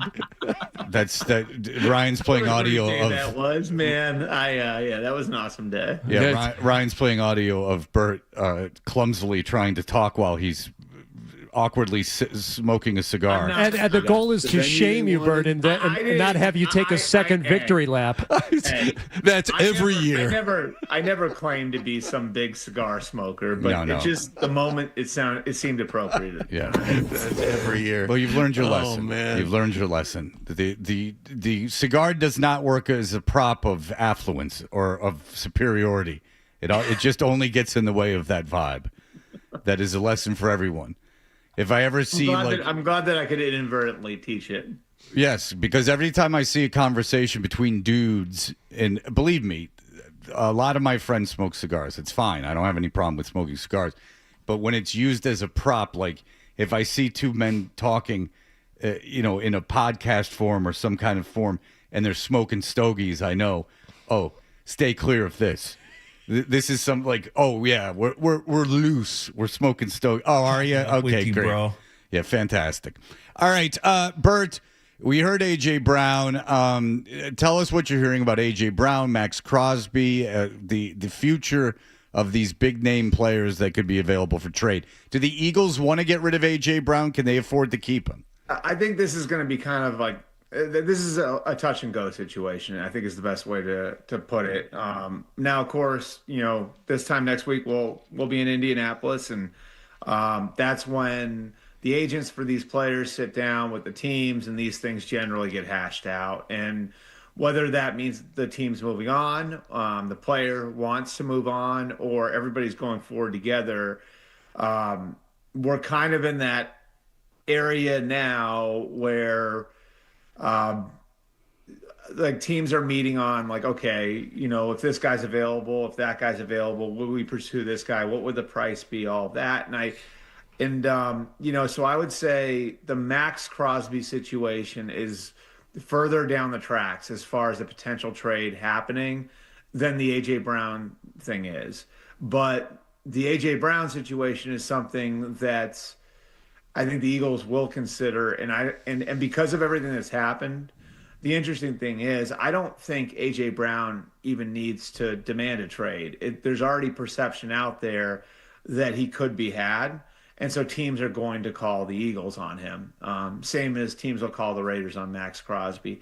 I think the interesting thing about AJ, guys, and I've said this to you guys before, the real reason the Titans traded him in 2022 was because of a degenerative knee condition that he has. And the doctors said to, the doctor said to management, we don't feel comfortable signing off on you guys doing an extension with AJ. And at that point, they were going into a contract year with him. And so they made the decision, all right, well, if we're not going to sign him to an extension, now's the time to trade him. Obviously, it looks awful in retrospect, not just because of how well A.J. Brown has played over the last 4 years, but because of what they got in return for him, which was a first-round pick that turned into Treylon Burks, who was a massive bust at the same position. But, I would say as far as the Patriots go, Mike Vrabel was there for that. So he loves A.J. Brown as a player and a person. I 100% believe that. Like he's said it. I wouldn't fight you on any of that. He also does know about the knee thing, though. And so is he willing to bring in a guy who's going to be 29 this year, who has a lot of miles on his body at that age? And if he does bring him in, what would that mean for Stephon Diggs? Are you better off sticking with Stephon Diggs at a lower price point financially without having to give up draft picks? I think that's sort of the kind of give and take that you're looking at if you're New England. But personality-wise, can you have A.J. Brown and Steph Diggs in the same locker room? That's the other piece of it. But I wouldn't even see, John, I don't even know if I'd go that far in that I would look at those two guys and I would say, if you're inheriting injury history and you've got age now, right? So with those two guys, if you're relying on those two guys to be your top two guys and you go through the spring and summer and you're building an entire offense around those two guys, what's the chance that both those guys are going to make it through the season healthy? What's the chance that both those guys are going to be at their very best in December and January? Right? Yeah. So, if that's what you're building towards, it's, I think, one thing to have one of those guys on your roster where maybe you're young around a guy like that and you've got some rising guys around a guy like that. When you've got, when you've got more than one guy like that on, it's like, again, I keep bringing this back to the Commanders, but the Commanders had two older guys at the position this year, Deebo Samuel and Terry McLaurin. And I guess, the Jaden Daniels injury situation made it moot anyway. But I think you saw some of what you deal with when you've got age and injury history at that position. And so, I think having one of those guys is fine. If you have two of those guys and you're relying on those two guys to be your number one and your number two receivers, now you're tempting fate a little bit where you could put yourself in a position in December and January where either you don't have one of those guys or one of those guys or both of them are worn down and not at their very best. All right, so you would vote against that. I would look at A.J. Brown, but I would say if A.J. Brown's coming in, Stephon Diggs is probably gone. Okay. What about Max Crosby? Crosby's a different story. Now, here's the thing, is I don't think you wind up with both A.J. Brown and Max Crosby. I don't think that there's a scenario where you're going to be willing to give up that much draft capital to bring in two guys of that age. If I had my choice of one or the other, it would be Max. I think at this point, edge is a bigger need for you. I think Max Crosby fits your program. I think you'd have to feel comfortable with the medicals. Now, he's another one. He turns 29 this year. This is going to be his 8th year in the league. He finished the last 3 years injured. So you'd have to feel comfortable with that. But just as far as what you're getting in a person, he fits everything Mike Vrabel wants. He has a desire to play for Mike Vrabel. So if you can get him, that's somebody I would be in on over A.J. Brown. If I had my choice of those two in a trade, and I think A.J. Brown would cost less in a trade, but I would take Max Crosby over A.J. Brown based on need and based on where the two guys are at in their careers and what I think they project to be going forward. How much does it take to get Max Crosby? Probably a first rounder and something else. I don't know if it would rise to the level of 2 first rounders because when you talk about the guys who've moved at that position for that sort of price, now we're talking about like that's what was Khalil Mack at like 24, 25 years old. That was Micah Parsons last year. So I don't think he cost you 2 first-round picks. I mean, maybe a first and something else. And I think the fact that your first rounder is 31st overall obviously is probably going to mean that you're going to have to add a little bit more on the back end because, like the 31st pick isn't worth what, say, the 20th pick is. Right. So there's that part of it too. But I mean, you could look at like historical comps. There are a few. I mean, he's younger than Von Miller was, but I believe Von Miller went for like a 2, a 3, and a 4. And his contract was up too. So Max Crosby's under contract for a few more years, which is going to make him more expensive than Von Miller was on an expiring contract. So there are some moving pieces here, but I would think it would cost a 1 and something else, but probably not 2 1s. Well, if you think you're really a Super Bowl team, I mean, you should be willing to move the 31st pick to get immediate help. Right. Yeah. Is it just for the Patriots specifically, though, Bert? And I know it's, these things can change, but do you think it's a 1 and a 2 or a 1 and a 3 or the 1, 2, 3? What would it take? Maybe a 1. Maybe a 1, a 4, and then like maybe a day 2 pick next year, something like a 1, a 4, done, and like something next year. Well, you got to believe you're a Super Bowl I would probably team. be looking at that's the way I would put it together. If I were the Patriots, I would say, like, I'll give you the 31st pick, I'll give you my 4, and then I would look at like a 2027 pick. Next year's draft is loaded. So teams are going to be interested in 2027 picks. So say I give you my 3 next year. Well, now I've got like a full year to try to generate a 3 somehow else in some other way. Maybe something like that. And it's the 31st pick. So we have to look at that in context. It's not the 15th pick. It's not the 20th pick. And by the time you get to the bottom of the first round, and you guys know this, a lot of teams are like out of first round grades, right? Like this could be a year where teams only have 15 or 16 or 17 guys who have first round grades. Right. So, yeah, I mean, so it just seems like that would be a pick that is pretty expendable. It will tell you a lot if they don't venture into that territory. And the Raiders are going to look at it a little differently too. Like if you're the Raiders and you say, okay, like we're 2 years away, we're going to have a rookie quarterback, which everybody's expecting them to take Fernando Mendoza. Like for them, the equation, if I were them at least, the equation would be, well, what's Max Crosby going to be when we actually get good again? Like that's how they have to think about this is like, all right, let's say our target year now, Fernando Mendoza in year 3 in 2028, that's when we're really going to be rolling. Well, at that point, what does Max Crosby have left?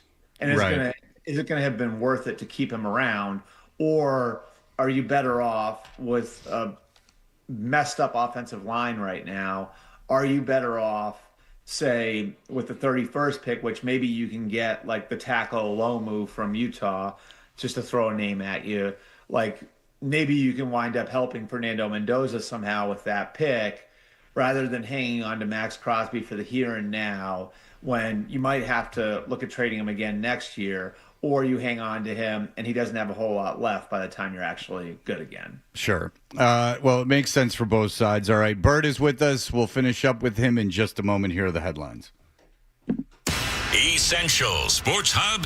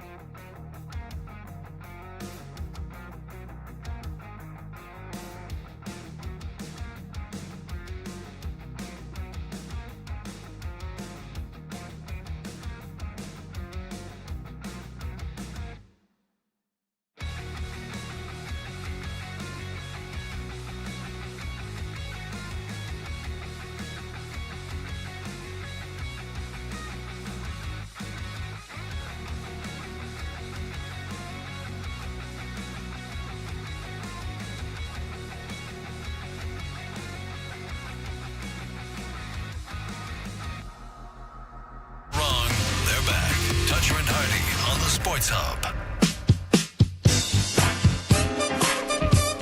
Oh, yeah. We are Toucher and Hardy. Bert Breer from Vermont is going to finish up his segment with us today. When do you hit the slopes, Bert? What's that? When are you going to go out skiing? Because you get off with us in like 5 minutes. Probably about 9 a.m. We're going to try. I think we're going to leave here a little early because apparently they're getting a pretty significant snowstorm. Ooh. I don't know if it's hitting down there, but I don't feel like driving through the mountains on. It's really treacherous driving back through the mountains in a snowstorm. So we're going to try to get out before that. You're not going to stay an extra day and make tracks in the fresh pow pow? Come on. Wow, that's good lingo there, Hardy. Nice work. Thanks. That's why my son got into skiing for like one winter, and then he took one trip up to Vermont, and it took however many endless hours to go like the paltry distance. 89's a lot of fun. And he was like, I'm not doing this again. Yeah. He's like, it's not worth it. Nothing is worth this. We'll wait, keep it for the email segment. We got a long email earlier about somebody who is on board with your thoughts and my thoughts on skiing, Frank. Yeah. Well, I mean, I just break people's legs when I do it. All right, Bert, the over-under, Vegas has come out. It's 9.5 for the Patriots. So what is your feeling on that number?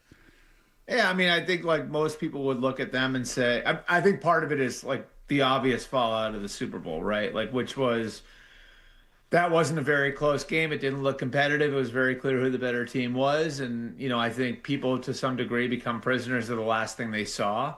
And so, I do think to some degree you look at that and say, okay, like there's that factored in. There's the Commanders factor, which we've talked about, which is, you get that balance and a lot of things go your way. And that, like, there's some expectation of a correction there, right? Like in that you had an easy schedule. You had really good injury luck. And now, you're going to be playing one of the more difficult schedules in the league next year. And the injury luck in the NFL almost always swings back around. So, like, I think there's, a number of different factors that go into it. But, I mean, aren't most of the over-unders right around there, right? Like, it's... Well, the Patriots blew theirs out last year, but what people I think most of them are between, like, 10 and 7, right? Like, most of the teams are somewhere between 10 and 7. Yeah, I would assume so. Right. So the one thing that I've seen that's interesting is the worst playoff runs for QBs who have had at least 3 games to single postseason since 2000. Out of that list, Brady in 2001 obviously went on to have like a great deal of success, but everyone other than that did not, I don't believe, return to a Super Bowl.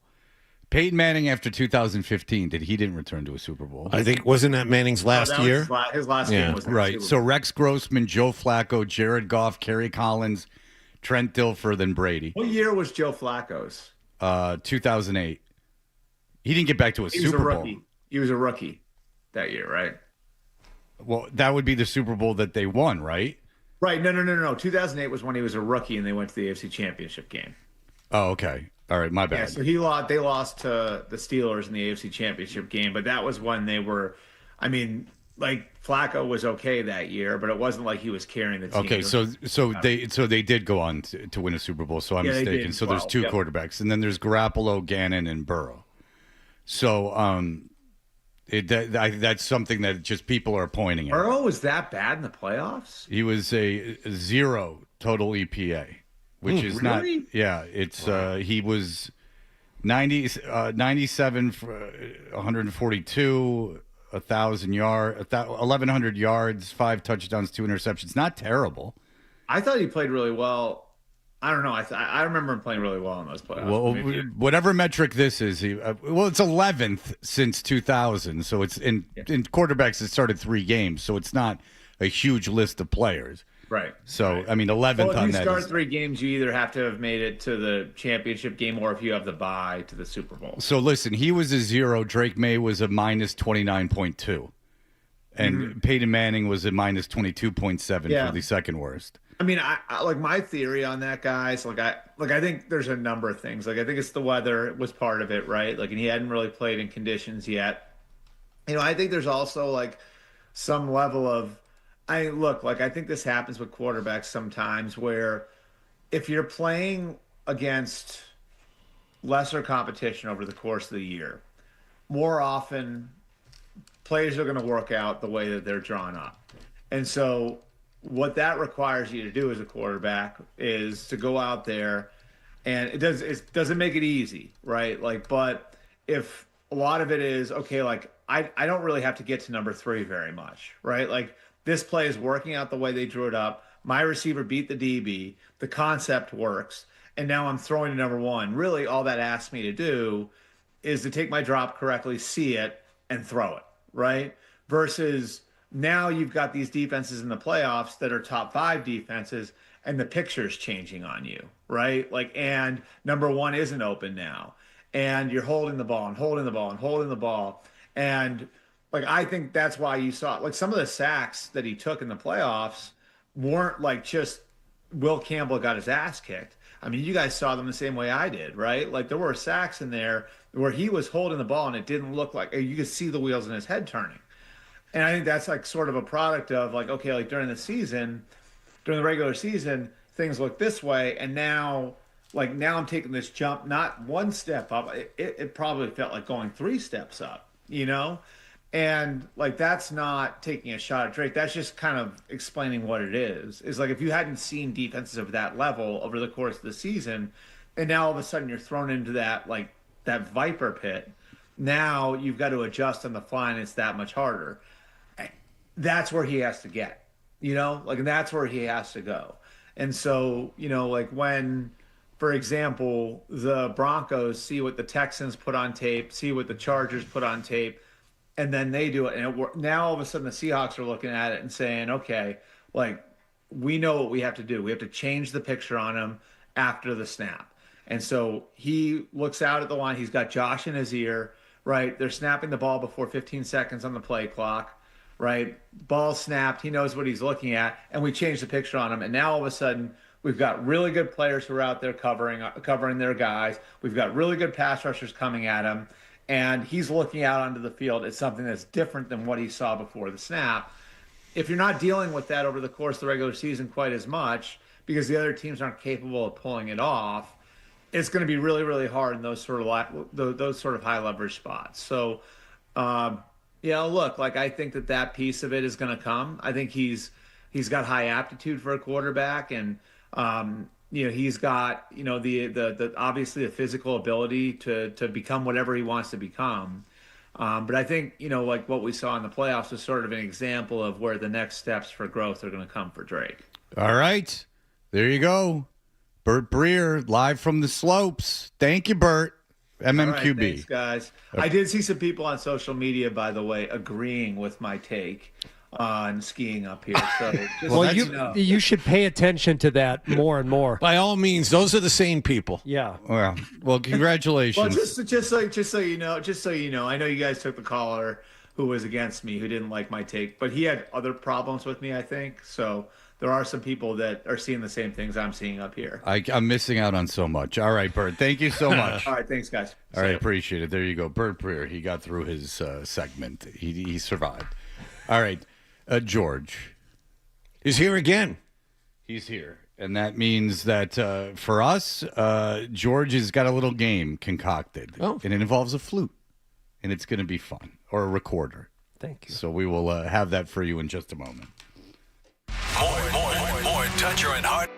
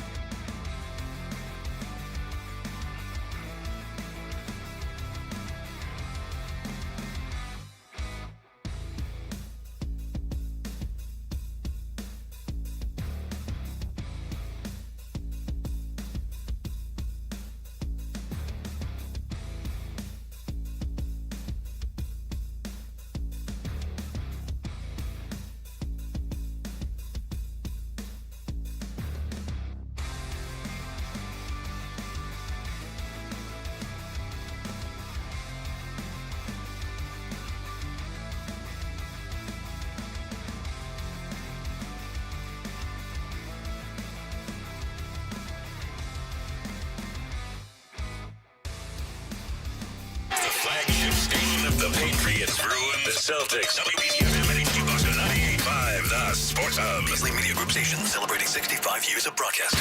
Sports Hub headlines. Presented by Celsius Energy Drinks. Celtics picked up right where they left off late last night. They won their first game out of the All-Star break, 121-110 over Golden State in San Francisco. Jaylen Brown, a triple-double of 23 points, 15 rebounds, and 13 assists in the win. Peyton Pritchard added a game-high 26 points, but he also saw his team's 34-point third-quarter lead get a little uncomfortable late. I haven't seen a diamond press like that in a long time, maybe since college or even AAU days, so definitely got to do a better job of just handling it. We had some bonehead turnovers, so just do better. It's a good learning experience to never take your foot off the pedal. The Green are now a game and a half up on both the Knicks and Cleveland for second place in the East. They visit the Lakers Sunday night. They've also signed Delano Banton to a 10-day contract and converted John Tonjay's two-way deal into a 10-day contract. At the Winter Olympics, the U.S. women's hockey team won the gold medal yesterday. They beat Canada in overtime 2-1. The men take over today, semifinals of the knockout round. Canada plays Finland in the early game. The U.S. plays Slovakia at 3:10 p.m. And the Red Sox begin their preseason schedule with the annual 7-inning game in Fort Myers. That'll be against Northeastern this afternoon. Masataka Yoshida is in left field hitting second. Christian Campbell is in center field hitting third. Sox visit Minnesota tomorrow. Peyton Tolley will start. Sports Hub headlines are brought to you by the $14.99 Big Deal Meals at the 99. Like the juicy chopped sirloin, all Big Deal meals are now available all day, every day for just $14.99. You gotta love the nines. I'm John Wallach on Boston's Home for Sports, 98.5 The Sports Hub. Your next update at 8:30. Listen to it, laugh at it, get mad at it, agree with it, argue about it. It is Boston Sports. Boston Sports. And it is all we do. 98.5 The Sports Hub. And now, Toucher and Hardy on the Sports Hub.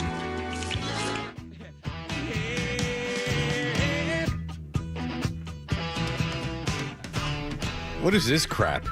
Oh, this is Jethro Tull, man. Is this Aqualung? I thought this was just No, it's something not rhymed. Aqualung. Okay. Aqualung. What is it? Hey, Aqualung. What is this? It's from the same album. Okay. Okay. I don't know if it is. But Aqualung, you know.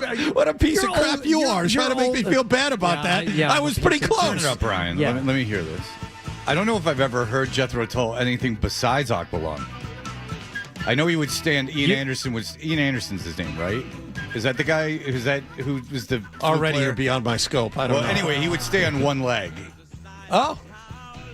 It is pretty amazing that this was a band that people, like a lot of people, tens of thousands, hundreds of thousands of people wanted to see. Jethro Tull. What song is this called, Ryan? This is Locomotive Breath. Of course it is. You know what? Did you know that? Well, I know the song title. I think maybe you remember when B-Stan experimented with going back and playing like more deep classic rock. Yeah. When they were trying Played everything Big in Balls. the final years. Yeah. Boy. I think we played a little Locomotive Breath. Okay. Oof. Oh boy, oh boy. That's not good. All right. No, it was not. All right. Well, everyone knows George Adam is out. He is From Aqualung. he is much. Adam is much like Bert in that he's having a very high-end ski experience right now in New Hampshire or Maine or wherever the hell he traveled to. But that means George is in.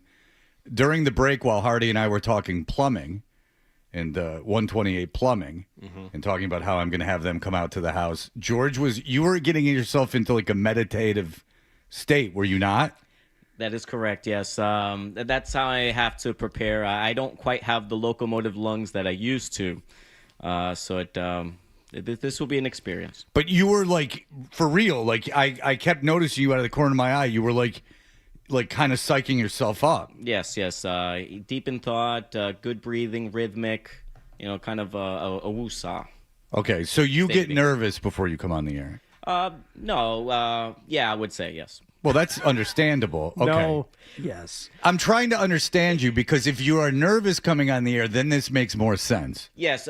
Typically, I don't like to make a mockery of myself, so this is something I have to get used to. So, Why is this a mockery of you? Well, I'm a retired clarinet player, and as Wallach can attest, the muscle memory is not quite as it used to be when my middle school days. So from practicing in front of my wife, I know that this is going to be a catastrophe. And this is an entirely different discipline. Not a bad thing. Yeah, George. I mean, there's no reed. There are no valves. This is just a recorder. Don't need nearly as much wind to blow through this as you do a clarinet. Much different, I would think. Yes. All right. Well, let's experiment here. Let's explain what we're doing. George, he's been all over the place this week. It was all the way back on Monday. It was President's Day, which seems like 6 years ago, because February, I have news for you. It's never ending. It's never going to end. It's going to be February forever. We're going to be trapped in February. Only a few snowstorms between now and next week. You're fine. There's more than a week left in February, my friend. And it doesn't seem like we've been in February for 6 months. I just am waiting for March 1st. I automatically feel better once we're out of February. So, well, I mean, when it gets up to 36 with snow on March 1st, we'll be pretty psyched. But nonetheless, George was in with the midday show on Monday, and here is what occurred. No, hey, did that work for Mac Jones, by the way, when he went to the Pro Bowl? Let amateurs, let them play it. You know, let that be their day.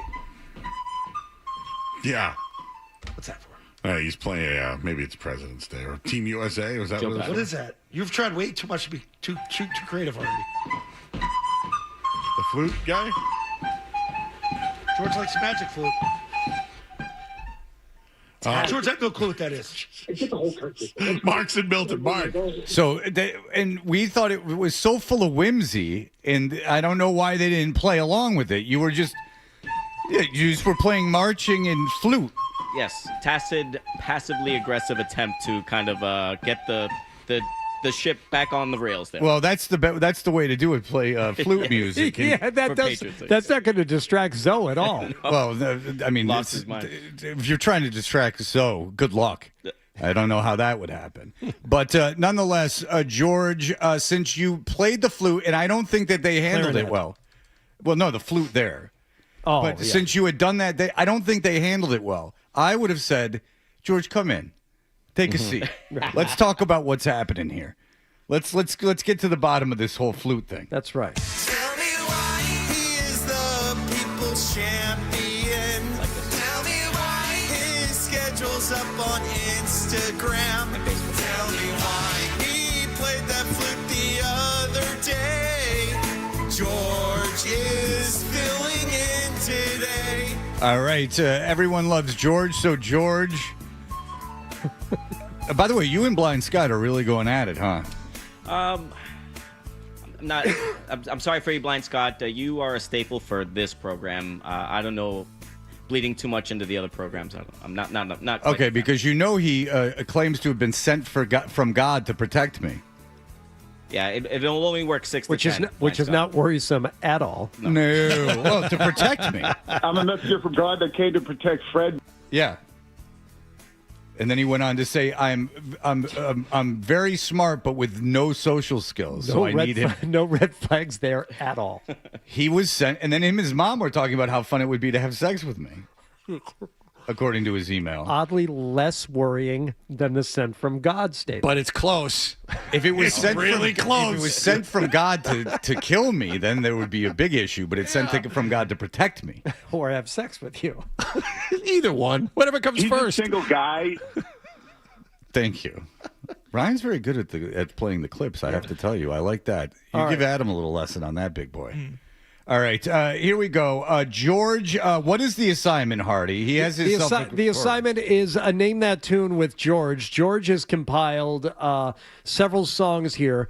He is going to describe the song to us. We will then engage in a debate and how many notes we think we can name the song in, and then George will play the song on a recorder, which he has brought in with him. Now, it's a recorder. A recorder is a tubed instrument with several holes. You blow into it, and you manipulate the holes to make different sounds. So this is not easy. I mean, the recorder is an easy instrument to just make noise with. Right. But to play like the melody of a song, you have to be able to position your fingers. It's a whole situation. Correct. He has a Scarface shirt on. You a big fan of Scarface? Oh, yes. It's very tight. What size is that? It's probably a medium. Whoa! Oh my goodness! My goodness! Yeah, A medium. These small shirts do not fit me anymore. Did you borrow it from Swollen T-Bone? up. I know T-Bone's wardrobe. He's so right? wide, though. Yeah, I've gained 30 pounds in 3 months. It's swollen up. Well, I'm gonna have to buy a whole new wardrobe. You're getting swole, though. You're getting kind of ripped. Maybe. I have a little heart condition, so I can't quite work out the way I want to. But yes, You know what? You know what your heart condition is? Your heart's too big. Yeah, that's right. A man who cares. 3 times the regular size, Georgie. That's what they say about the Grinch. All right, That's George. right. So you've decided on the order of these songs. Yes. So you're going to give us a clue first, and then we're going to have to figure out if we can name that song. All right, let's do this as best as we can. All right, so number one, this song from 1984 has a famous saxophone riff that had it atop the charts in 25 different countries. I can name that song in one note. We'll see if I can replicate this music without seeming too loud. Well, hold on. We have to bid first, right, before you play. Oh, yeah. So he says he can name that song in one Well, note. none of us can beat that. So, all right. All right. I can definitely name it in 5 notes. Okay, so play 5 notes, and then if he doesn't get it, it will just be between John and I. All right, that's while you fair. play. All right. Yeah, I think we'll curtail this, but maybe timing like seconds wise, because I don't know how. Well, no, John and I will just If you run out of steam, then we'll just have to jump in. So don't worry about it, All George. right, You go, locomotive lungs. but just five notes. He has a heart condition, so take it easy. Right. The doctor says you can play recorder. I hope. Yes. This is not too strenuous. All right, here we go.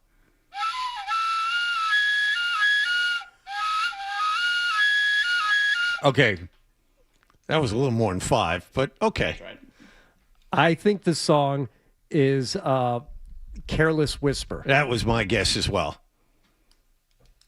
Careless Whisper. What do we say? What do we say?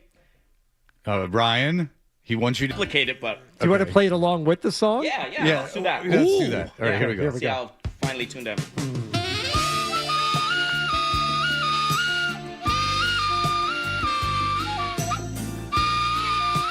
Yeah, you just moved your left hand there way late into the Enterprise. All right, George. My fingering skills suck. Oh, come on. Give yourself some credit. It's not what I hear. All right. So I'm very proud of you guys. My over-under was 0.5. So Okay. I'm Well, Hardy's house already money now. I'm already keeping score. Hardy's Hardy's got the early lead. Okay. All right, here we go. Hopefully the hints aren't the dead giveaway here. That's okay. That was good, George. You calm down. Number 2. This number 1 hit from 1987 became a meme sensation and hit the billion stream mark from Spotify this year. Okay, I think I know it. I can. Well, I don't want to be so bold as to say I can name it in 2 notes, because then it will give it away to everyone. And we miss out on a lot of fun if it's only 2 notes. I will let you have this one, Fred. I too think I could name it in no notes, but yes. Okay, Okay. George. Let's go do the first couple seconds and then we'll. Yeah. All right, go ahead. Play as much as you want. All right, let's play as much as I want. All right.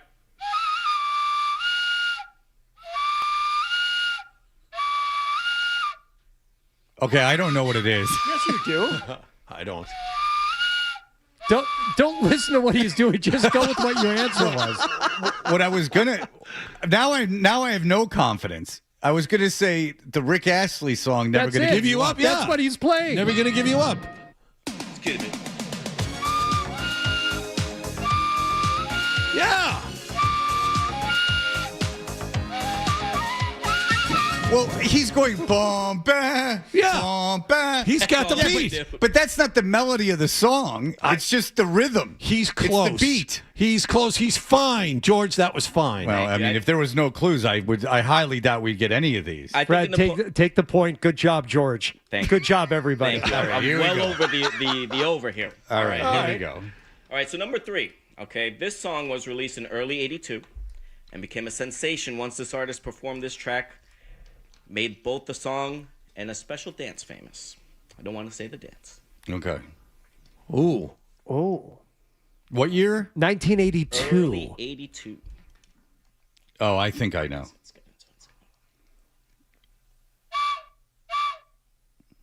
Well, wait. We got to bid first. No, no one knows. Go ahead. It sounds like Brass Monkey, but that wasn't 82. No. Switch up the notes. 82.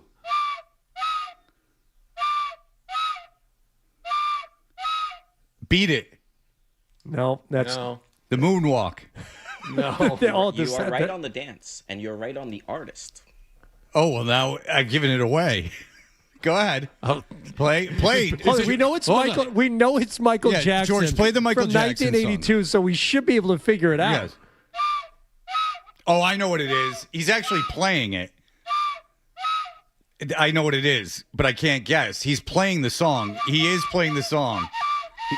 Is it Billie Jean? It is Billie Jean. Good call. That's why he's going bum, bum. Okay. All right, here we go, Apparently, George. The kid was not his son. George, Before we play- had Maury Povich deciding paternity case. There you go. You wrote a joke. George, play along. Play the bass line. Come on.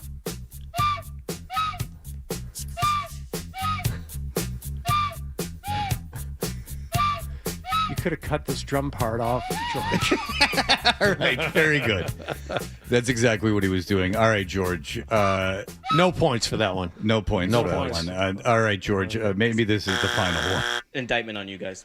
Yeah, I'd save the best one for last here. So just skip ahead. Are we doing number 5? All right, let's go to number 5. I'll tell you guys number 4 off camera here. Maybe we could save the Fred impression that I wanted for number 4. All right, so this final song comes Mysteries wrapped in riddles. comes from 1981. Okay. 80s Yes. theme. Featured some funky woodwind instrumentation to begin the track. If you speak my language. Oh, I know it. I can name that song in one note. Oh, I know what it is too now. They all sound the same. Oh, he gave it away. Well, yeah, but Do you know it, John? No. You idiot. He gave it away, stupid. You don't know what it George, play it. Let's just see if John can get it. This is a tough one. This would be the most Oh my notes. God, this requires some real skill.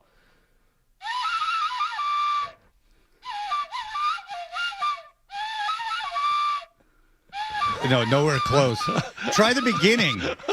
This is the beginning. That is. All right, John, I'm you completely can't get lost. it from that? No, I'm sorry, I Is can't. your ear okay? I know. Your one good ear. Is I'm that sorry. okay? Can't you hear the thunder? The what? Can't you hear the thunder? Well, I'm drawing a blank. I can't get the. I said, don't you speak of my language? Don't you speak of my language? Down under. Okay, great. Yeah, Lay all down right, under. Georgie, go Thank you. for it. All Go right. for what you know right here. Yeah, that's not it. He's freestyling over it. He should go do. George, I knew what it was. I could have named it without the hints. Oh. It was so good. Baloney. Because that's a song that you could have actually played. If I knew what I was doing. All right, George. Well, George, look, I hope you feel good about yourself. I hope the meditation worked. Thank you. And you are much like Scarface, a king of industry. The world is yours, George. Put some good use to this recorder, I'll tell you. Ripping this from my 5-year-old, he was disappointed. All right. Well, listen. Now he knows where it is. Yeah. Now he learns. He learned a lesson. All right. Thank you, George. We appreciate it. Jay King, who talked to Al Horford and got the cryptic response from Al Horford, will be joining us in just a moment. Shout out to Sarge. More Toucher and Hardy next on the Sports Hub. Winter in New England doesn't just bring snow; it brings ice dance.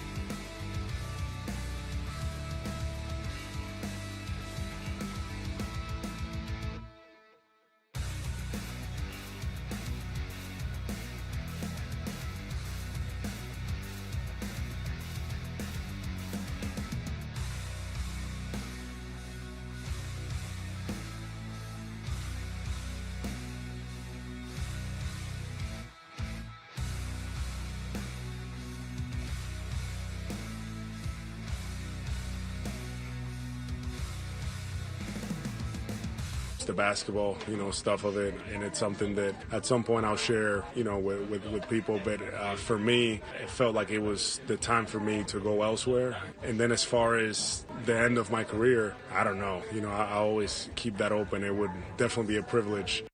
Artie J. King covers the Celtics for The Athletic. He has heard the Al Horford information that you just heard, where he says that there were things outside of basketball that he wanted to get away from. J. King, it's a big mystery wrapped in a riddle, my friend. Yeah, that surprised me last night when Al said that. I thought before that, it was a combination of he wanted a better basketball opportunity, and obviously with the Celtics, with Jason Tatum injured, he wasn't sure they were going to compete this year. And then, they just couldn't offer him the money because they were trying to get under the second apron. So that's what I thought was a reason, but obviously last night his words were just kind of a mystery. So I'm not really sure what he meant, but it was interesting. Yeah, why is he, do you think, being so coy? Like, why even say there was a reason if you're not willing to divulge it? Just to open up speculation? Yeah, I'm not really sure, honestly. There could be a number of reasons why he wouldn't want to share something like that. Why bring it up at all? I really don't know. But I wonder if in his head a little bit he's second-guessing his decision to go to Golden State, because obviously, things have kind of fallen apart there. They never really materialized as a contender. Then Jimmy Butler got hurt, and meanwhile in Boston, they just kind of haven't missed much of a beat, even while missing Tatum and all the other guys they lost. So I wonder if he's just having second thoughts about it. But yeah, it was strange, and at the same time, like, he expressed a lot of love for the Celtics organization. I don't think there was any sort of rift between them. So I'm really not sure what it means. Yeah, and is it like against the city of Boston? Because he said he'd come back to Boston. So I don't... It's not about basketball, but he loves the city. It's very strange. It just seems like when you say something like that, and he's an older guy, like when you say, and he's been dealing with the media since he was 18 years old, like, half his life basically. Right. So, well, yeah, if not more. Yeah, and you know what you're doing, so it's like you're being deliberately coy and you're inviting speculation, and that must be what you want. Like you're trying to be interesting or something. So, as Hardy said when we first talked about this in the 6 o'clock hour, this better be a good reason, because if you're going to keep people on the hook, you better deliver the goods. You understand what I'm saying? Either that, or you just say it once and then hope people forget about it, and then nobody ever revisits it. It was like a very middle school situation. I'm going to leave this chum out here, and there you go. All right, very quickly, the fact that he leaves it open, not just for the reasoning, but the fact that he still wants to come back to Boston. So I'm waffling back and forth. It's like, was it a personal thing? Was it something with the city that he didn't like? But he still, the question that was posed to him, I think, had to do with, would you like to retire as a Celtic even though you're done playing? And he seems open to that idea. So I don't know, Jay. It's just all ambiguous. Yeah, and like last night after the game, he's chatting with all his former teammates. Joe Missoula runs over and gives him a hug, and then gives his son a hug, and asked his son, it looked like, to point out where the rest of the family was and said hi to them. And so, like, there's no problem there. Nobody has a problem with Brad Stevens, so it couldn't be that. So right. I don't know what it could possibly be. Maybe a family thing, maybe something else, but I don't want to speculate on what it was. Just very strange. The other big story is Jaylen Brown and his run-in with the Beverly Hills Police Department. The police issued a formal apology for their breaking up his panel in Beverly Hills, and Jaylen Brown was not about any of that last night. Yeah, the Jaylen feud with Beverly Hills continues. I mean, even though they apologized, they also said basically, like, we did what we were supposed to do, and other than lying about in the statement about the permits and stuff like that, they basically said we were right to break up the thing. I think he finds that very offensive. Just believes that the police had no real reason to shut down his event, and were targeting him for whatever reason. And I understand, like, you're an NBA All-Star, you're having an event at All-Star Weekend. People flew all over the country to be there for it and talk at it, and you're doing it in conjunction with the founder of Oakley and Oakley, the brand, and all of a sudden police come and shut it down and don't even have a conversation with you about what's going on. So it was a very strange thing, and I understand why he's emotional about it, for sure. All right, but and he was complaining about it before the game, and then he went on and had a triple double. He's got to be in the locker room tweeting out. I mean, that's how close to game time those tweets were. Well, I can assure you, if he would have had a bad game last night, this would have been brought up a ton of times that he was so concentrated on that. But then he went out and had a triple double, and he played very well. So doesn't seem distracted by it. Yeah, so good for him. He said he wasn't even thinking about the game. So maybe he should just not ever think about the game, and then just go out and have triple doubles all the time. Anger is an energy, my friend. Mm-hmm. Anger is an energy, and he had that going from. What are you hearing about Tatum and the comeback? Anything interesting? Nothing too interesting. Obviously, the way he's progressed, practicing in Maine, this whatever documentary is going to be about. What's the deal with the documentary? What's going? There seems to be a lot of showbiz in this comeback. What's going on with this documentary? What is all this stuff? I don't know. I think it's just kind of how things are today. People, you used to sit down with Sports Illustrated and get a cover story about your injury comeback, and now instead you partner with NBC and film a documentary about it. So I think it's just the way media has evolved, the way players have adapted to kind of take ownership of their own stuff these days. And so I don't find anything too odd about it. Well, it just seems that if you ruptured your Achilles, you are rehabbing and you want to come back. If you want to film it, fine. But if you're looking to have the game you come back be like a made-for-television event, that's where it gets strange, right? Like, it's not about when you can come back or what the right time for you physically is or the right time for the team. It's kind of what can give you the most pop in your documentary.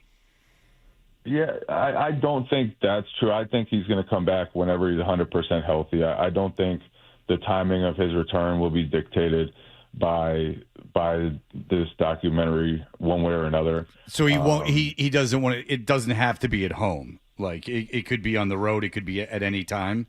No, he has said he wants to return at home, and that he wants to return at Boston, but like I don't think the timing of this documentary will dictate when he comes back. Maybe the timing of the documentary, maybe it's coming out around the time that he thinks he's going to be able to come back.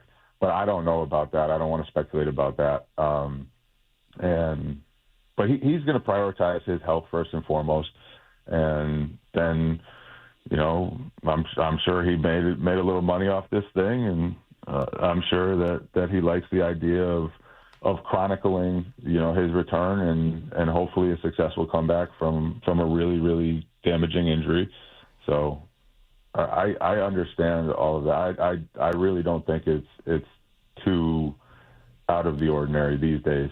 It just seems weird as that sounds. It's just funny how culture shifts. It used to be like you would just think that you would want organically to have this whole thing happen, and then you would get this. You in your brain are thinking, I'm going to get this nice applause, but like the fact that you're planning this whole thing, knowing that you're going to get these applause and that it's going to be taped and recorded and then be unleashed to the masses as part of a really a self-serving vehicle. It's like, isn't it like documentary something someone else should do about you?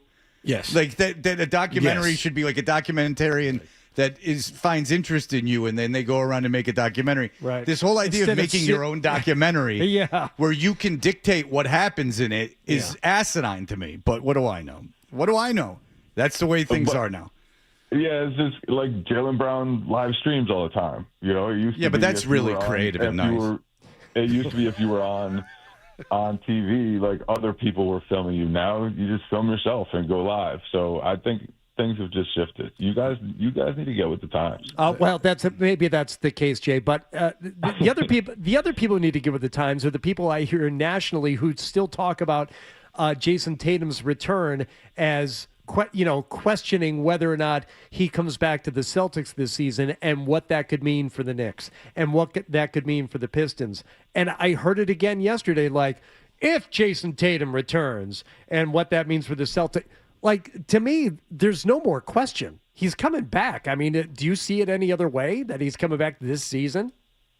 Obviously, the Celtics haven't committed to that fully. They've never released a timeline, but I mean, read the tea leaves. He came back to practice and scrimmaged with the main Celtics before the All-Star break, and I don't think you do that unless you're expecting to return. I think the timeline. He just said it was 40 weeks the other day, so he's getting closer and closer. And I would be surprised if he doesn't come back. I would be surprised if he doesn't play again. What he looks like, I don't know, and that's the huge question: is when he does come back, is he going to be like Jason Tatum, or is it going to take him a while to one, knock off the rust, but two, regain all of his athleticism, because that really can be a catastrophic injury.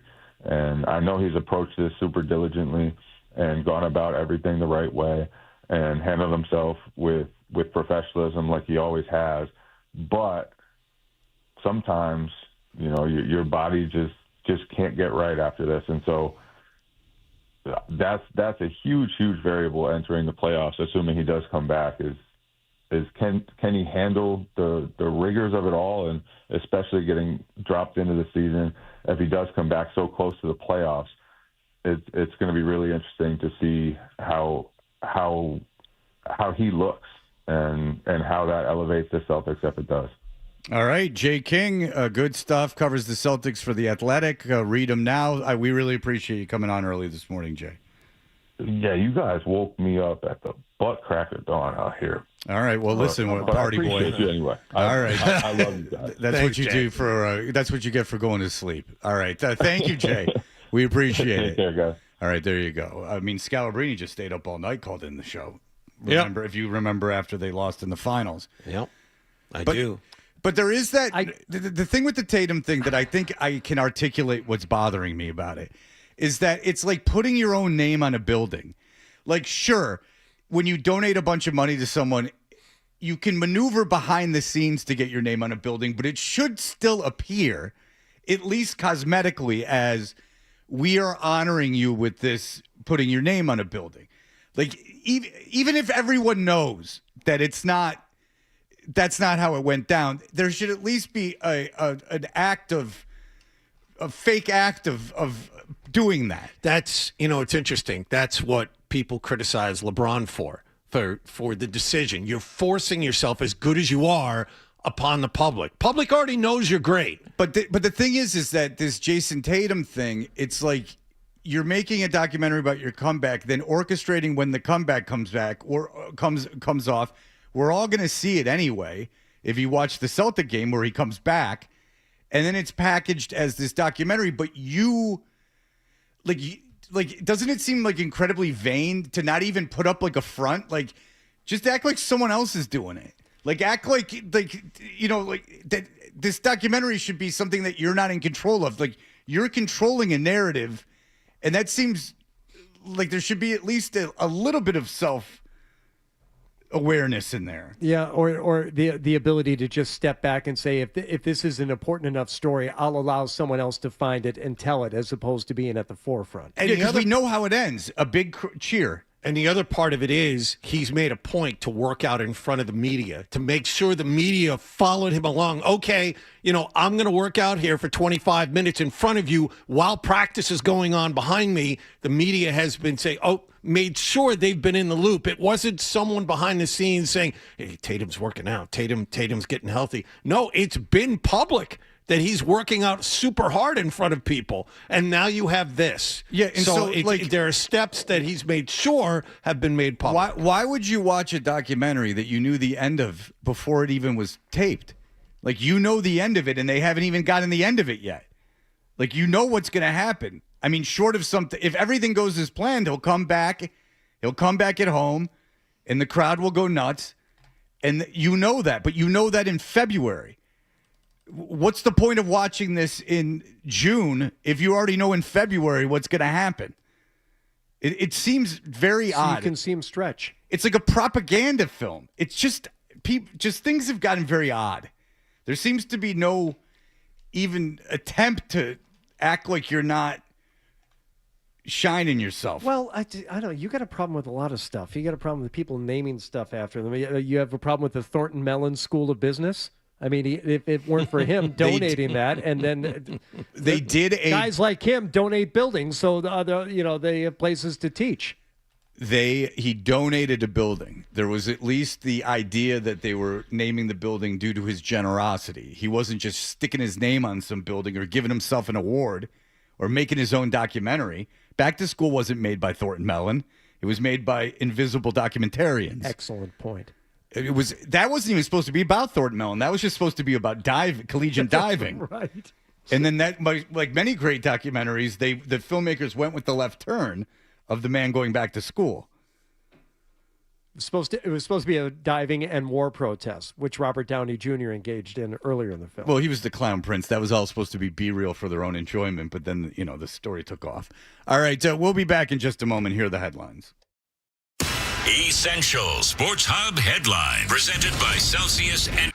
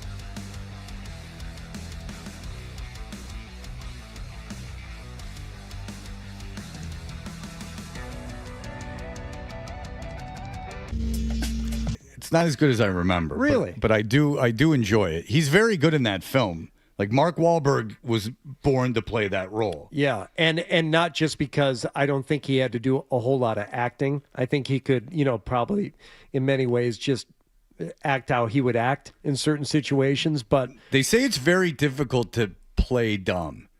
Like the whole thing with Christina Applegate was like, you got to give her credit because she's not stupid, but it was like very difficult to play stupid. Like that dumb is hard to play, is what they say. I don't know. But yeah, he's good in that. But the end of it's really good when they're at the drug thing and the guy's throwing the firecrackers and everything. Like that's that's an incredible scene. Right. And he's incredibly well acted. He does a really good job acting in that. But it takes a while to get there. And why is the guy arrested for kiddie porn? Like, what does that have to do with the movie? Oh, the Colonel? The Colonel. And then they show him in jail and he's getting slapped around. He's got blood coming out of his mouth. Yeah, he's got a cellmate that is not kind to him. No. It just seems like kind of a throw-in at the end. They just like, look at here. This guy's getting it bad. I wish that I would like a deeper dive on Floyd, the guy who comes in who's trying to get them to convert to videotape. Oh, yeah. Yeah. But, right. He's a simple man. He likes simple pleasures. That's right. Oh, yeah. Is that supposed to be the mob? I don't know if it's the mob as much as it is just the different side of the business coming in. Okay. Well, everyone knows that the porn industry, when it went from film to videotape, a lot of people feel the art went out of it. When you're shooting on film, that's expensive. You got to have a story. Jack Horner said he would never make a movie on videotape, but he had to. And then, he did some experimental stuff with Roller Girl. Just riding around in a limo. Well, that is based on a real guy. Like that limo thing is based on the part of the story where there's the porn star. There's a porn star that was famous in the 70s that then went on to make these like gonzo videos with girls like in a limousine where they would literally pull guys off the street. That's what that's based on. And the whole firecracker scene at the end is that's essentially using the story from what's his name? Johnny Wad. John Holmes. John that's Holmes. supposed to be the Wonderland murders. Yeah. Yeah, well, the scene where he says he blocks his own, where Mark Wahlberg's character says, I marked my own scenes. That's actually from John Holmes. And on the bonus edition, bonus DVD of Boogie Nights, they have the real John Holmes scene with the director where the director says, I don't let him block his own. That's an exact word for word. Wow. Is what is from like some, what were they even doing in the 70s? Why is there like a making of a porno? Like why is John Holmes talking with a porn director to a camera, everyone's clothed, there's no women, about how they make the pornography. To kid themselves that it's art? Let's ask someone who was in the theaters to see them when they were released. John, why did they do about the making of? I've seen more than my fair share. I have no idea. John, what was it like in Times Square? Was it dirty? I have to imagine as you walk Times Square, is it going to those nickel arcades? Yeah. Yeah, I need to watch the full DVD experience of Boogie Nights because I need to know, did Amber Wave's poem to Dirk Diggler get a wide release, or was that something she just made for industry folk? I mean, they get her naked right away. Holy moly. Yeah. And she's a serious actress. She is. There's a lot of serious actors in that movie. Don Cheadle, Philip Seymour Hoffman. William H. Macy, right? William H. Macy. It's a really good movie. I think that's my wife. I think the Don Cheadle character is sadder than the William H. Macy character. You know what the saddest scene in that movie is? I think when he's trying to pull off the new look of the church gospel singer. Yeah. And he just kind of takes his wig off and, realizes how ridiculous it is. Right. Yeah, I think he's the most tragic character in there. But he doesn't get the stereo store at the end. It works out for him at the end. Well, you got to figure he's in business for a long time, especially in that business. Yeah. High five. All right, we'll be back in just a moment. High fidelity. That means the highest fidelity. That's true. I'll tell you this, is that when this morning in our pre-show meeting, something was talked about that seems so preposterous that it can't be true. It involves music, but it is a real story, and it seems completely insane. Not even because of the people involved, just in concept, regardless of who does it. Just the concept of it is insane. We'll be back in just a moment. You're listening to Toucher and Hardy on the Sports Hub.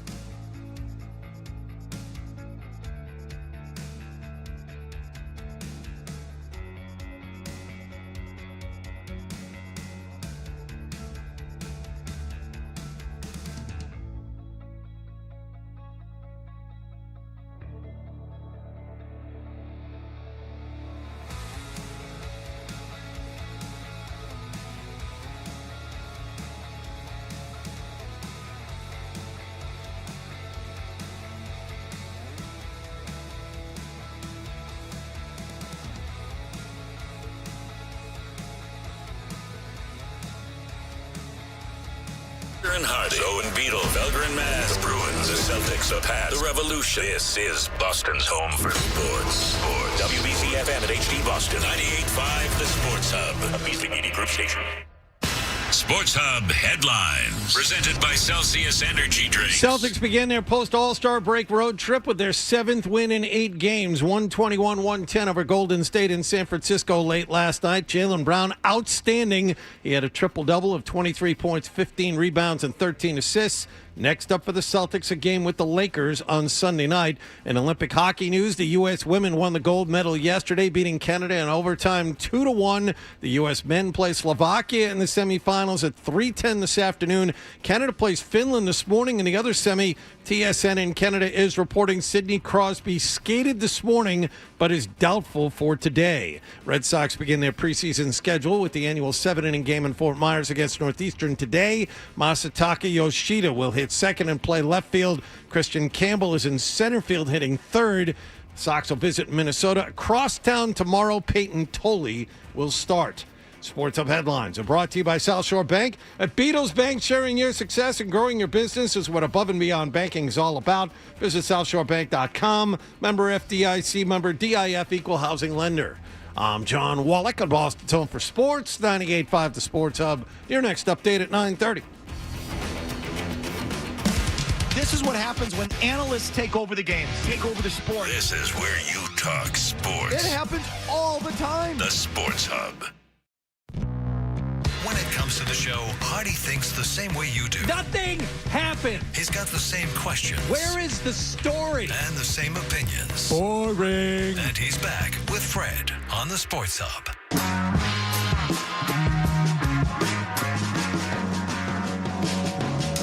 We are Toucher and Hardy. You can watch us on YouTube. Subscribe to 98.5 The Sports Hub on YouTube. Download the podcast wherever you can download podcasts. If you're wondering about the gout, there's a lot of shame that men hold based on the gout. They think that somehow it's a royal disease. I used to say that to my dad, and he used to get so pissed. I'd be like, well, it's the disease of the upper class. Like there's some name for it, like the royal disease or something. Why? Because it's associated with sloth and like overeating and like eating rich foods and drinking wine and all these things. Yeah. It's associated with all those things. It's associated with being a big slob. And the name of it, gout, the gout. Like I have the gout. I mean, there's very few conditions that have the in front of it. Oh, the disease of kings or rich man's disease. Yeah, rich man's disease is what I used to say to him, and he would get so pissed off. Shut up. So, I'm walking around. It's in my right knee where it's never been before. It's always for me in the foot. You'll recall, John, that they thought I had a staph infection. I just have that great memory of you being at home and picking up your foot, which was covered with, I don't know what it was covered with, and holding it right up to the lens so we could see just how disgusting that was. Yes. That's a memory that's seared into my mind. Were there corpuscles? Was it? Oh, yeah. No, there were bumps and white things, and it was bad. My foot, by nature, has on the skin some white spots. Yeah. But these were raised. I'm almost albino. It was. So when the gout swelled my foot up to twice its size, those white marks became like big white marks, and then they went, oh well, that looks like that could be an infection. So every time that the gout flared up, that they would start pumping me full of antibiotics at the hospital. And one time they're like, "You're spending the night." And when I walked into the hospital room, there was an old man with 2 nurses. God bless nurses. Old man with 2 nurses, and they're trying to get him to take a dump in a bedpan. While I'm walking into the room, I'm going to be sharing the room with this guy. And then they put some monitors on me, and then I'm sitting there, and I'm like, all right, what are you going to put in? What IV are you going to put in me? And he's like, well, we're not putting an IV in you. And I'm like, why am I here then? And he goes, have you ever heard of observation? Or keeping a watch, or whatever the hell the term is. And I went, yeah, what, you're making me sleep in the hospital just so you can keep an eye on me? I can keep an eye on myself. And I took the things off of me. And I left the hospital. And then you know what? AMA. It was gout. Yeah, they did an AMA. Ask me anything, baby. I remember because against medical advice. Oh, against medical advice. Yeah, that's right. So I walked out of there. Different AMA. Yeah. I walked out of there, and it turns out it was gout. Mm-hmm. But they said they couldn't because my dad kept saying it was gout, and I kept telling them because my dad was in town, my parents were in town, and I kept saying, "You're an idiot. It's not gout." And then they couldn't test for it because of where it was, and then they thought it was a staph. The whole thing was crazy, awful. But now I know. So your knee all swole up with the bumps and stuff. There's no bumps because my knee is more of a clear skin situation. You know, my feet have been through it through my days in the islands. You know, I walk barefoot, so my foot is that of a real man. Did you ever do like a multi-mile jungle hike? Because that's the true test. No. Joe Missoula do that in Costa Rica? Yes. I mean, he went on a mile-long hike. It was multiple miles. In the jungle, barefoot. It was real scene. Yeah, but he wasn't out there with like a jungle guide. He was out there with a chess champion and a push hands champion. So I think there's an added element of danger and intrigue that he deserves credit for. Certainly. I mean, you can't be with the guy who Saving Bobby Fischer was about every day.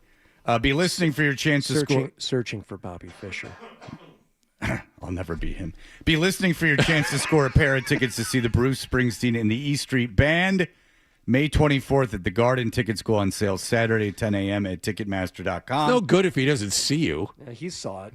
He saw me doing push hands in his periphery. Yeah, okay. I don't want to engage with him when he's doing that because I know that he knows who Josh Waitzkin is. And just by nature of that, he has to have some information on push hands. Sure. That will put him at a distinct advantage. But, Bruce Springsteen, it's the E Street Band. You got to figure that the usual people are going to be in it, those that are still alive, so they're coming to town. What happens when no one's around anymore, except for one guy? And that is what the story is. So it was presented us in the morning meeting as Fred Durst wants to join Van Halen. And that's not going to happen. Eddie Van Halen famously pulled the gun on Fred Durst one time when he had been playing with him at 5150, like at his studio, all these things. But what is true, according to Consequence, is that Alex Van Halen, who was closer, obviously, to Eddie than anyone else in the world. I listened to his book, Brothers, about his relationship with his brother. I mean, they were incredibly close. So if anyone would have the right to do this, it would be Alex Van Halen. There's no one literally in the history of the world that's been closer to Eddie Van Halen than Alex. And but what he wants to do, he is working with Toto's Steve Lukather to complete a Van Halen album that features drumming from Alex, guitar playing from Eddie, and bass playing by Wolfgang Van Halen. Okay. They've hoped to get Bad Company's Paul Rodgers to sing on the effort, but he wasn't able to do it. What is he doing? We should have used him in Dead or Alive the other day. What is he doing that is taking him away from this project at the moment? Someone hasn't been listening to Eddie Trunk. Paul Rodgers, 76 years young. What is he on tour? Why can't he do this? Because Bad Company are constantly working. They're in the lab right now. He has to go into a sensory deprivation chamber for a few months so he can come up with all the ideas. Steve Lukather, the Toto lead guitarist. Oh, you knew it? Oh, yeah. Is he got glasses? I have no idea. I don't know. A lot of Toto had glasses. Yeah. Not a lot of rock bands in the early 80s with glasses. I think look at this lead guitarist. But either way, he's got time. Well, if you're wrong, you're in a lot of trouble. He's got a lot of time on his hands. The audience is frothing at the mouth to get at you because you don't know what instrument Steve Lukather plays in Toto. Lukather. But I'll tell you, you flashed any other band with 6 members, you're not going to find a band with 4 members with glasses, rocking them in every video. Lots of glasses, as far as the eye could see. Not even Weezer, ironically. Even they wouldn't try that. Oh, in the 90s, you could find a lot of bands with glasses. But back when you were people trying to look cool, not a lot of glasses. But so I loved Van Halen were the first band that I loved as a little boy. My babysitter brought over a copy of Van Halen 2. And I was an only child, so I went, this is what older kids listen to. And then from there on, I was this huge Van Halen fan. But I have to tell you, they're not doing a lot to keep the legacy alive. First of all, we all go to see Van Halen when they come back to the TD Garden. And I leave halfway through the first song. I went all the way to the Garden and left halfway through the first song because I'm like, I'm not watching this train wreck. David Lee Roth isn't singing. It's Unchained. It's the first song, and he's not singing. Like God! Yeah, he won't sing. That's right, David. Oh, God, you wouldn't sing. So I left. Yeah! And now they're going to put out an album with Eddie Van Halen stuff that he never used. Now, there's like miles and miles of it. Like there's apparently this giant archive of all this stuff that he worked on. He would just tape himself in the studio all day, every day. Like days and months and years. That's indeed Eddie Van Halen. But like Paul Rogers and dead tracks of Eddie Van Halen with Eddie's son and brother. What the hell is that? Does anyone want to hear that? Oh, God! I know, Dave, you're not involved. He doesn't even ask you, and he talks about you very fondly in the book. I mean, number one, Eddie was one of the handful of guitar players, I would say, in history that had like a distinct sound that he owns, and just replacing him seems like dumb. Well, they're using his tracks, but with a different singer, a different bass player. So they're gonna. So what he recorded is like good enough to be put on tape and then used as is. Apparently, and you can see this on YouTube. His old Studio 5150 has like years worth of tape. Okay. Like all right. It would take years, like 24-hour days to go through all this tape. So if they went through it and found stuff, all right, you know what? Then I'll accept it. I'll accept them using Eddie's actual tracks, Alex on drums, Wolfgang on bass, but who's going to sing if not Paul Rogers?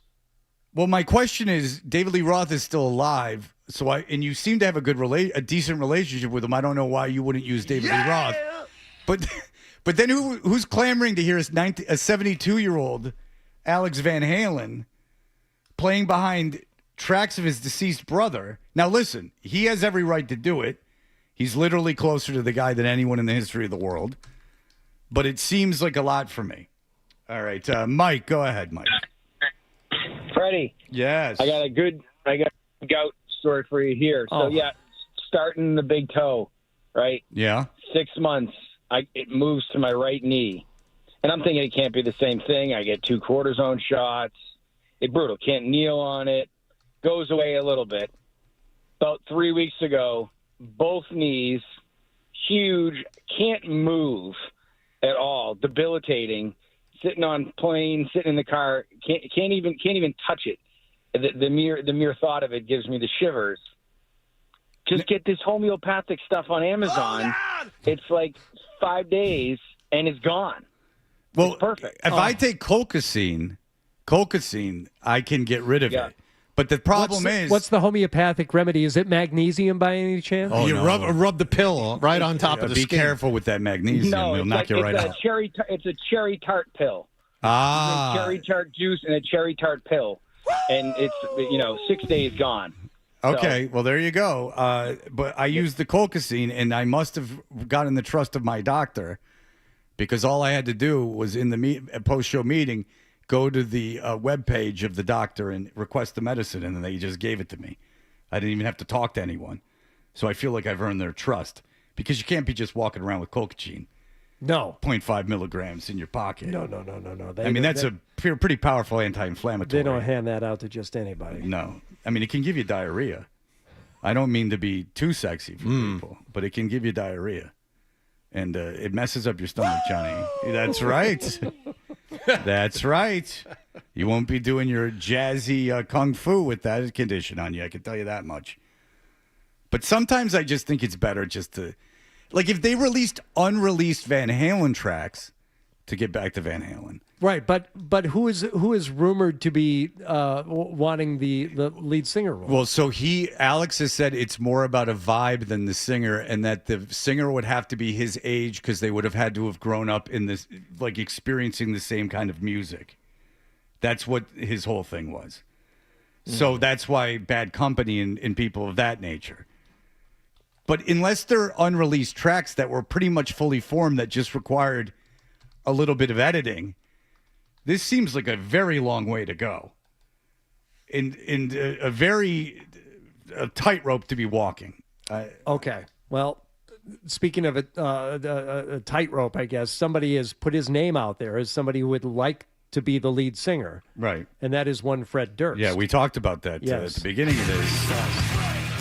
So you have to like imagine that they would want somebody who can actually sing. And I don't know that I've ever heard Fred Durst sing other than when he duetted with Aaron Lewis on Outside, which he told people to get their lighters out, which was silly. The lighters were Well, that's like already making your own documentary. Yes. Right.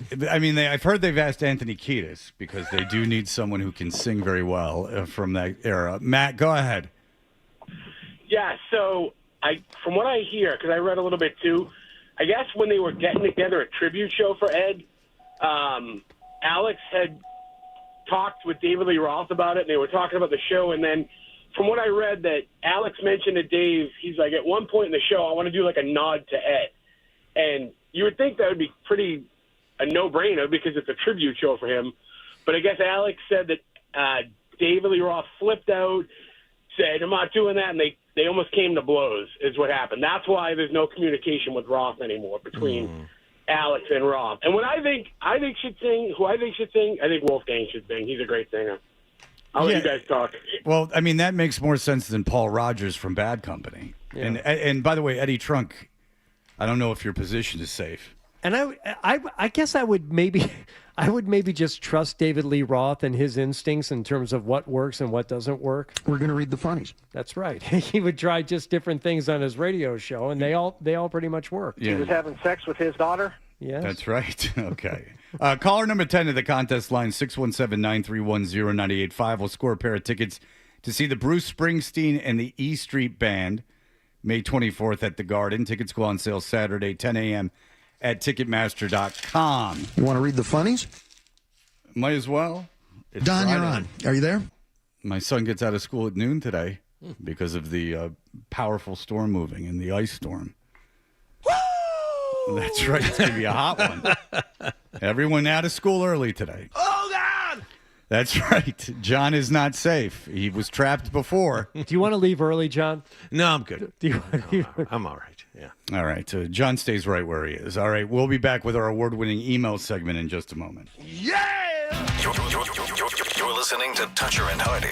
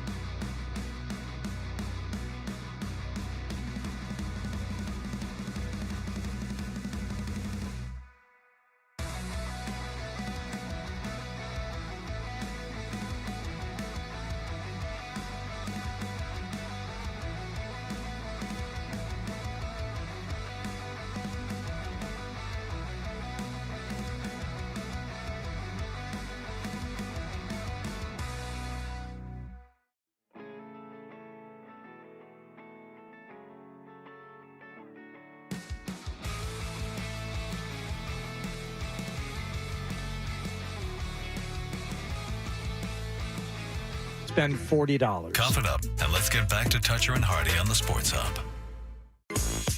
You know, I got an idea for a bit. The email bit. We should do the email bit. It's a great idea. Let's do the email bit.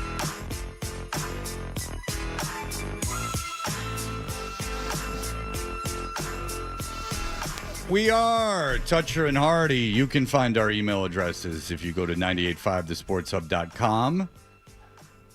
I'm very distracted because they're showing Regis and Kelly, which is they're doing a whole retrospective. Oh, that's nice. It's her 25th anniversary on the show, Fred. That's got to be a difficult thing to look at. Yes, it is. Especially when you were a big soap star. I know. But now you get to work with your husband every day, which I'm sure is a great joy. What also is a great joy is sticking it to the man, and that's why this email segment is powered by Jeffrey Glassman Injury Lawyers. If you've been hurt in a car or work accident, you got to get Glassman. Don't just send an email. Call all sevens at 617-777-7777 or visit gottagetglassman.com. We got an email yesterday, and I never thought of this. 6 + 1 is 7. So it's 617-777-7777. Wow. So it really is all sevens. Wow. Kaboom. And you know the maneuvering in order to get that number? It's got to be quite impressive. So, I mean, if Glassman can get his hands on that phone number, imagine what he can do for you if you've been hurt. Yeah. I'd have to imagine it's quite a bit. Mark emailed earlier. He said, very stressful show today. From talking about dying in the snow, Ernie's story. Ernie called in, talked about being thrown into the water after a icy shipwreck in the Bering Baltic, Sea. The Bering Sea, yeah. Yes. Fred's reminders, the walls of snow are closing in on us. George and blind Scott being sent from God, hoping the famous emails segment saves us. And it will. Don't worry. Well, I mean, it was very interesting at the beginning of the show, somehow drowning in snow. Oh, I know how it came up because of snow. Yeah. And that's all we see. But drowning in snow came up, and then we started talking about people that drown in the water, and a guy called up who was on a fishing boat in the Bering Sea, put on the life suit, was floating, accepted the fact that he was going to die, shut his eyes, woke up on a Chinese vessel where he was it needed a lot of recuperation, but was able to survive. But the good news is, if you're looking at it as a good news thing, the man was at peace. He did not say like he was in this horrible panic and dread and existential dread and everything looked like it was terrible. He said his eyes hurt a lot from the salt water. So he said, all right, I'm going to close them and I'm never going to open my eyes again. And he was wrong. Yeah. And he also said he was warm, which is shocking, but I don't know. Especially in the Bering Sea. The survival suit. It's an amazing thing, apparently. Absolutely. Sean says, speaking of Wallach, now Wallach has PTSD. He really does. He was trapped in a great blizzard years ago, and you thought you were going to get stuck. Like you thought you were stuck for like hours and hours and hours. I was stuck for 5 or 6 hours in a snowbank, yes. And no one would help you. Well, they tried to help me, but, a cop car tried to pull me out. He got pulled in. We had a plow come by, pulled the cop car out, but left me in the snowbank because there was a state of emergency, something that would have taken him maybe 3 minutes, and he left me there. You would like to think the community gets together in situations like that. Like, no such thing. No, I was by myself and the other part of it was bombing down snow. It's overnight. It's like 1:30 in the morning, which made it. And there's no cell phones at the time. There's no cell phones at the time. It was bad. Right. So I understand your fear, but Sean does not. He says it has to be something with men Wallach's age in the area they grew up in. My old man is around Wallach's age, and all he wants to talk about is the traffic and what it will be in 15 minutes or what it was 20 minutes ago. Obsessed with it, and also which way you're going to get to take to get there. My old man is a 128 type guy as well. Have a great weekend, boys. Yeah. Of course, the great 128. 128, yeah. What year was that when they left you down there? This is April Fool's Day blizzard, so it was in the 90s. Okay. Yeah. So I had an experience when I was working with the Diamond Sisters. And we were oh yes, the traveling Diamond Sisters, the magic, the illusionists. We were hauling a trailer back from a show we had done in St. Louis, and I don't know if it was the catalytic converter or something started fire in the actual truck we were, the driving. I think it was a Blazer. So we're driving back. It's the middle of the night. We're like, holy crap, there's smoke coming out of the engine. Pull off the side of the highway. This is in Ohio. And you can see light coming from under the hood. Immediately, a semi pulls over, and the guy's got a fire extinguisher. I run up to the cab. I bring it back. We had managed to pop the hood without the flames getting too high. I tried to extinguish it. Nothing. This thing is on fire. This thing is on fire. So we had a bunch of stuff in the Blazer, which we took out. Oh. We unhooked the trailer, pushed the trailer back from the Blazer, and that Blazer burned down to its wheels while we stood there on the side of the road. Cops came, fire department came, put out the fire, and they're like, wow, that's it's quite a thing. Now at this point, I think Carrie had called somebody in Michigan, and they're like, well, we got to get this trailer out of here. So, can you come down and, help get this trailer off the side of the road? The cop said, oh, okay, so you got someone to come? And we're like, yep. They said, all right, well, fire's out. See ya. See you later. That's right. Well, he probably assumed you guys were going to use magic. But I think about levitate that to this sumbitch. day. Yeah, exactly. I mean, you have all this magical abilities. Sure. Middle of the night, and they came and took the Blazer away. They like scraped it off the ground and put it on the back of a flatbed, hauled that away. We sat, we opened up the back of the trailer and just sat there on the side of the road on I-75 in the middle of the night for, a couple hours, I think. What time of You year never is this? hooked up with any of them. No. Doesn't that seem like just for something to do, just to distract yourself, that you would hook up with them? Well, I mean, I wanted to, of course. Yeah. One of them was married. The other one had a boyfriend, and they were like they're mid to late 20s and wouldn't have anything to do with me. How old were you? 18. Okay. 19. It would just seem that you would, if just by nature of having something to do, you're in the back of that thing. As soon as the cop pulls away, that's when the music starts on the film. No. It wasn't like a camping trailer. It was just like a U-Haul. Like, yeah, but you're just even more so. Like, you're just in the back of this thing with nothing to do. Of course I would have. No, I know you would have. It just seems like I don't understand why the not married one. I guess if you're married, but I can't see why the not married one wouldn't have hooked up with you. Leslie, I don't know. I should reach out to her and find out. Yeah, ask Leslie what's going on. Is she afraid of intimacy? That's what we have to find out. All right, I will read it. We had Bert Breer on. He did not want to come on today. He's up there in Vermont skiing. Mm-hmm. And he went on a whole diatribe about how he's of Austrian blood and that Austrians skiing is everything to them. And now there are all these people from New York at the mountains who don't know anything about skiing, and they're ruining everything. Ruining things. He was very uppity. But apparently he says on social media a lot of people agreed with him. But Dave says, maybe you guys are right about skiing. I'm 48. I've always told myself how great skiing is. What a fun activity, the adventure, camaraderie of going with good friends, the exercise, what a swell time. This is probably who Johnny Ballgame feels when he uncorks a new bottle of olive oil while he has 4 burners going in the midst of a kitchen session.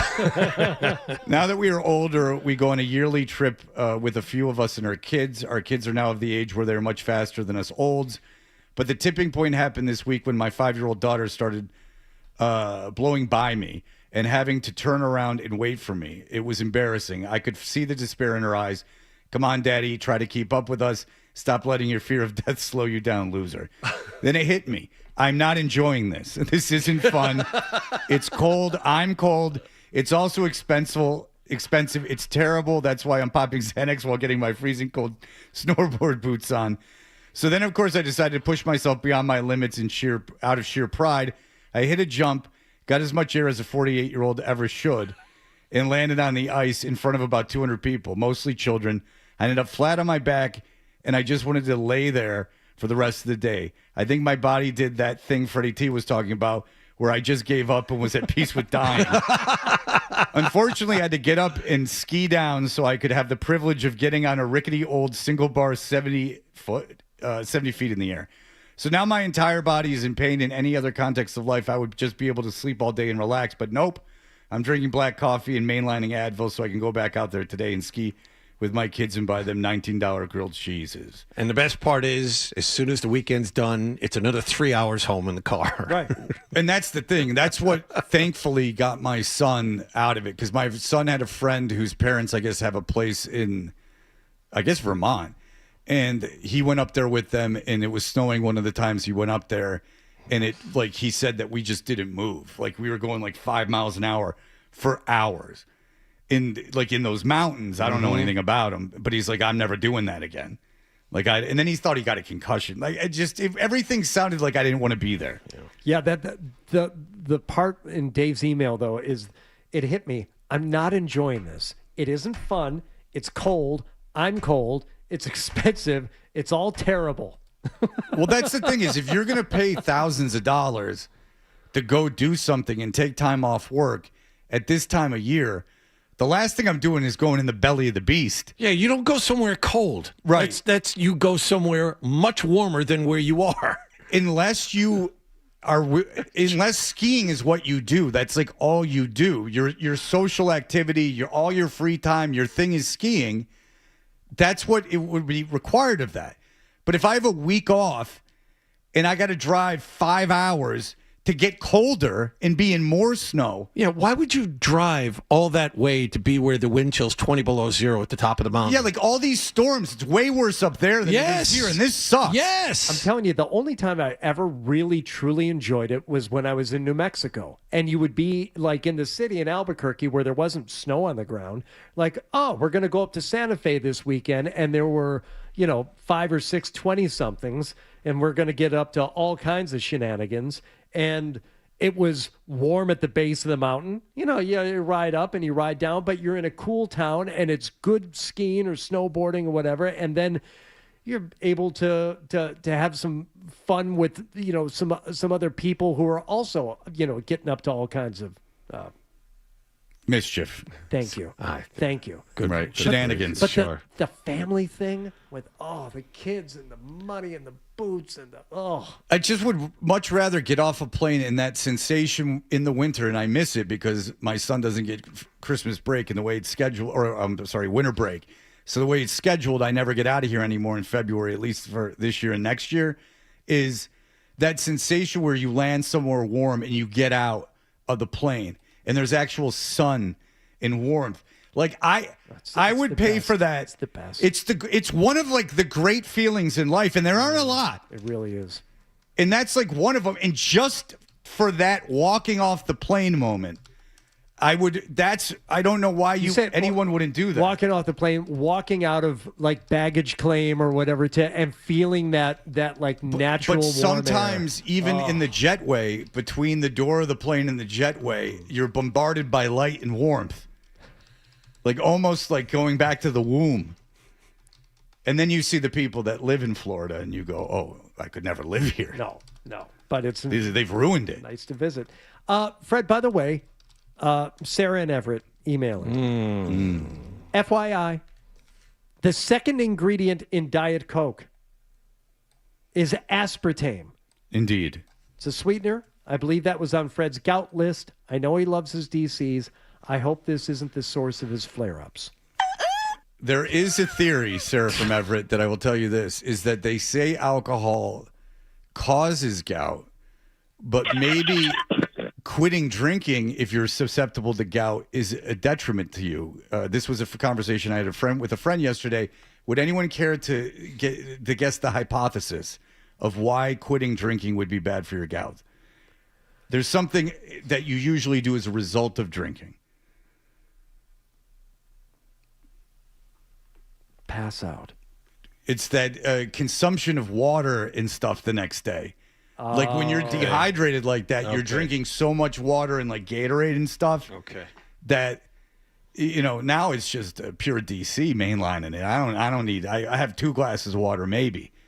But I mean, when you're hungover, like you can't drink a lot of Diet Coke. At least I couldn't. It would upset my stomach. But now I'm like impervious to that. How many ounces of water are you supposed to drink for every pound that you are? What's the formula? 3.14159265358979323846. That's it. I saw something when I Googled gout yesterday, which is, always a good thing and always full of good tips. It said to drink like 25 glasses of water. And my answer would, scientists, what's a glass of water? 8 ounces. Okay, that's what we call a glass? Yeah. Is 8? You're positive of that? Yeah. Okay, a glass of water is 8 ounces. Okay, Yeah. I found that to be a very imperfect measurement. A glass of water. Because I don't know about you, I am in a very high income bracket, but I have more than one kind of glass in my home. And I'm divorced. You just don't have the one cup that you rinse out each time and then stick it. All these glasses that's that for are the maid. I have mismatched. a red Solo cup for the maid. Yeah. That she may drink out of. That's actually in a book I just read. What, the help? What Yeah, book? The Help. Like it was about Mississippi in the 70s, and they only let the lady drink out of a red Solo cup. Oh, God. That's what I do. I say, no, you'll just break it. Red Solo cup for you. All right. We'll be back in just a moment to finish this thing up for the week and get out of here. Here are the headlines. Essential Sports Hub headline.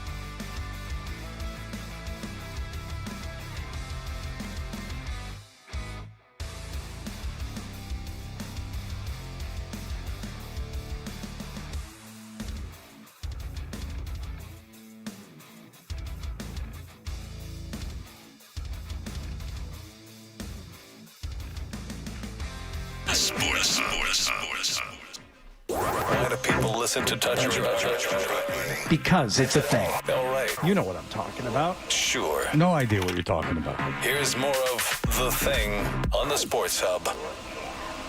We know what you're thinking. What could I possibly have missed from the show? It's time for The Stack on Toucher and Hardy. All right, we are Toucher and Hardy. The Stack is brought to you by New England's largest Volkswagen dealer group, Colonial VW. Located in Medford, Wellesley, and Westboro. Come see the amazing finance and lease offers happening every day at colonialvw.com. Yes, you can have it all at Colonial. Bob, go ahead, Bob. Hi, well, the other day I was listening. You mentioned you were one of the guys there has issues with the gout. The gout. And I've had it. I'm an older guy. I've even had it when I was younger. I can go a long time without it, and then it'll come back. Sometimes it's minor. Without knowing the degree or how bad yours is, the one thing I have done as a preventative, in other words, once you're past the gout, if you go to one of the nutrition stores, GNC, for example, they have a thing called Kelp, K-E-L-P. It's just a supplemental. It's like help with a K. K, yes. If you take that as preventative, meaning your gout clears up, you feel fine. If you take that, it will, at least with me, for the $20 or $25, you get about 60, whatever. It's like taking a vitamin. All right. Well, then what will I complain about if I can't get gout? But it's easier to remember. Instead of help, it's kelp, K for king, because it is the disease of kings. I just can hear my father yelling right now. I can just hear my father yelling in the background, shut up! The disease of the entitled and the sloth-like. So you go, oh, you got gout. You know, that's the rich man's disease. Shut up. Which I suppose if he had gout, it wasn't the best time to be poking at him. Right. Some news from the entertainment world. Donny Osmond is being sued, who is apparently still performing in Las Vegas. One Joanne Jolkowski is suing him for injuries she sustained at a concert 2 years ago at Harrah's in Las Vegas, where she alleges she was, quote, suddenly and forcefully struck in the back of the head by a lighted ball that had been thrown or propelled into the crowd. Now, from the stage? Well, apparently they put these lighted balls out into the audience and they can kind of bounce around, and it's a visual thing, and you get a chance instead of beach balls. Right, they're like beach balls. Yeah, but these are lighted balls. She said she sustained serious injuries, including a traumatic retinal eye injury, retinal detachment requiring surgical intervention, resulted in visual impairment, associated head and neck injuries. She's also suffered severe emotional distress, psychological trauma, fear, anxiety, PTSD, and loss of joy in life. Loss of body discomfort. fluids, having sat through a Donny Osmond show. I can only imagine the amount of your hormones working overdrive. So I bring up... drowning that seat. I bring up... Although they provide towels on the way in. Oh, thank God. How much is she seeking in damages? $10 million. I would say $1 million. How about $15,000? Oh, my God. You know what? If I'm Donny Osmond, here's your 15 grand. You don't want to set a precedent, but that's great. I got that on me. Right. Well, hold on. We're going to court? Yeah. You want 15 grand? I'm playing Harrah's, baby. Money's of no object. Check. Here you go, Toots. I wish they made a $15,000 bill. I got to the end of this article. I'm like, why is this even there? 15,000? Maybe she actually got hurt. Maybe her long con is that she's going to do as many frivolous lawsuits as she can for 15 grand, hoping that people just go, here's your money. And you do enough of those. I mean, it's a lot of lawsuits, and you probably have to be in cahoots with a lawyer. But I'd assume that maybe that's the play, because you asked for $1 million. There's litigation. There's at least you're paying a lawyer for a lot of stuff. As someone who has been sued, I can tell you that is the case. Oh, it's like Christian Morris trial attorneys. Let's see. Are they injury victims throughout Las Vegas and southern Nevada? There you go. So maybe that's at the root of this. You would think that Donny Osmond was a Branson guy. He doesn't seem like a Vegas guy. A Gatlinburg fella. Yeah, that does seem to be a better fit for him, but He's got that LDS thing happening. Residency at Harris, right? Yeah. Well, Harris is the finest of the casinos. Oh yeah, that's where you want to go. That's absolutely where you want to go. We don't have to Bally's. focus in on things for Adam to do this weekend because he's not here. He's already doing them. Well, he's up in Maine, so he's going to miss the Red Bull snowboarding contest, and also something called the Retromania 2026 Expo, which is a giant expo for vintage and retro goods. It's back and better than ever. It seems like it's pretty wide net they're casting. Yes, just anything from before. Indeed. I had bought for Christmas, my son and I, tickets to the Fanatics Fest at the Javits Center in July. Huh. And it turns out we can't go because he'll be in Atlanta, and I'm devastated. Well, are you going with him to Atlanta? I'll be there. I mean, I'll have to be there for at least some of it because we're going right from Hoover, Alabama to Atlanta. Of course. So it's a 2-week trip. I'm not taking 2 weeks, obviously, off in a row. Right. I don't care to. I'm sure I could. I don't want to. No. I got to draw. You got to have boundaries. You got to draw the line somewhere. Sure. And that's the line. 2 weeks of traveling for baseball. I'm not doing it. His mother is. No, she has a job too, but we'll work it out as we always do, because we're moving on up to the weekend. Enjoy your weekend. Thank you, Jay, Stu.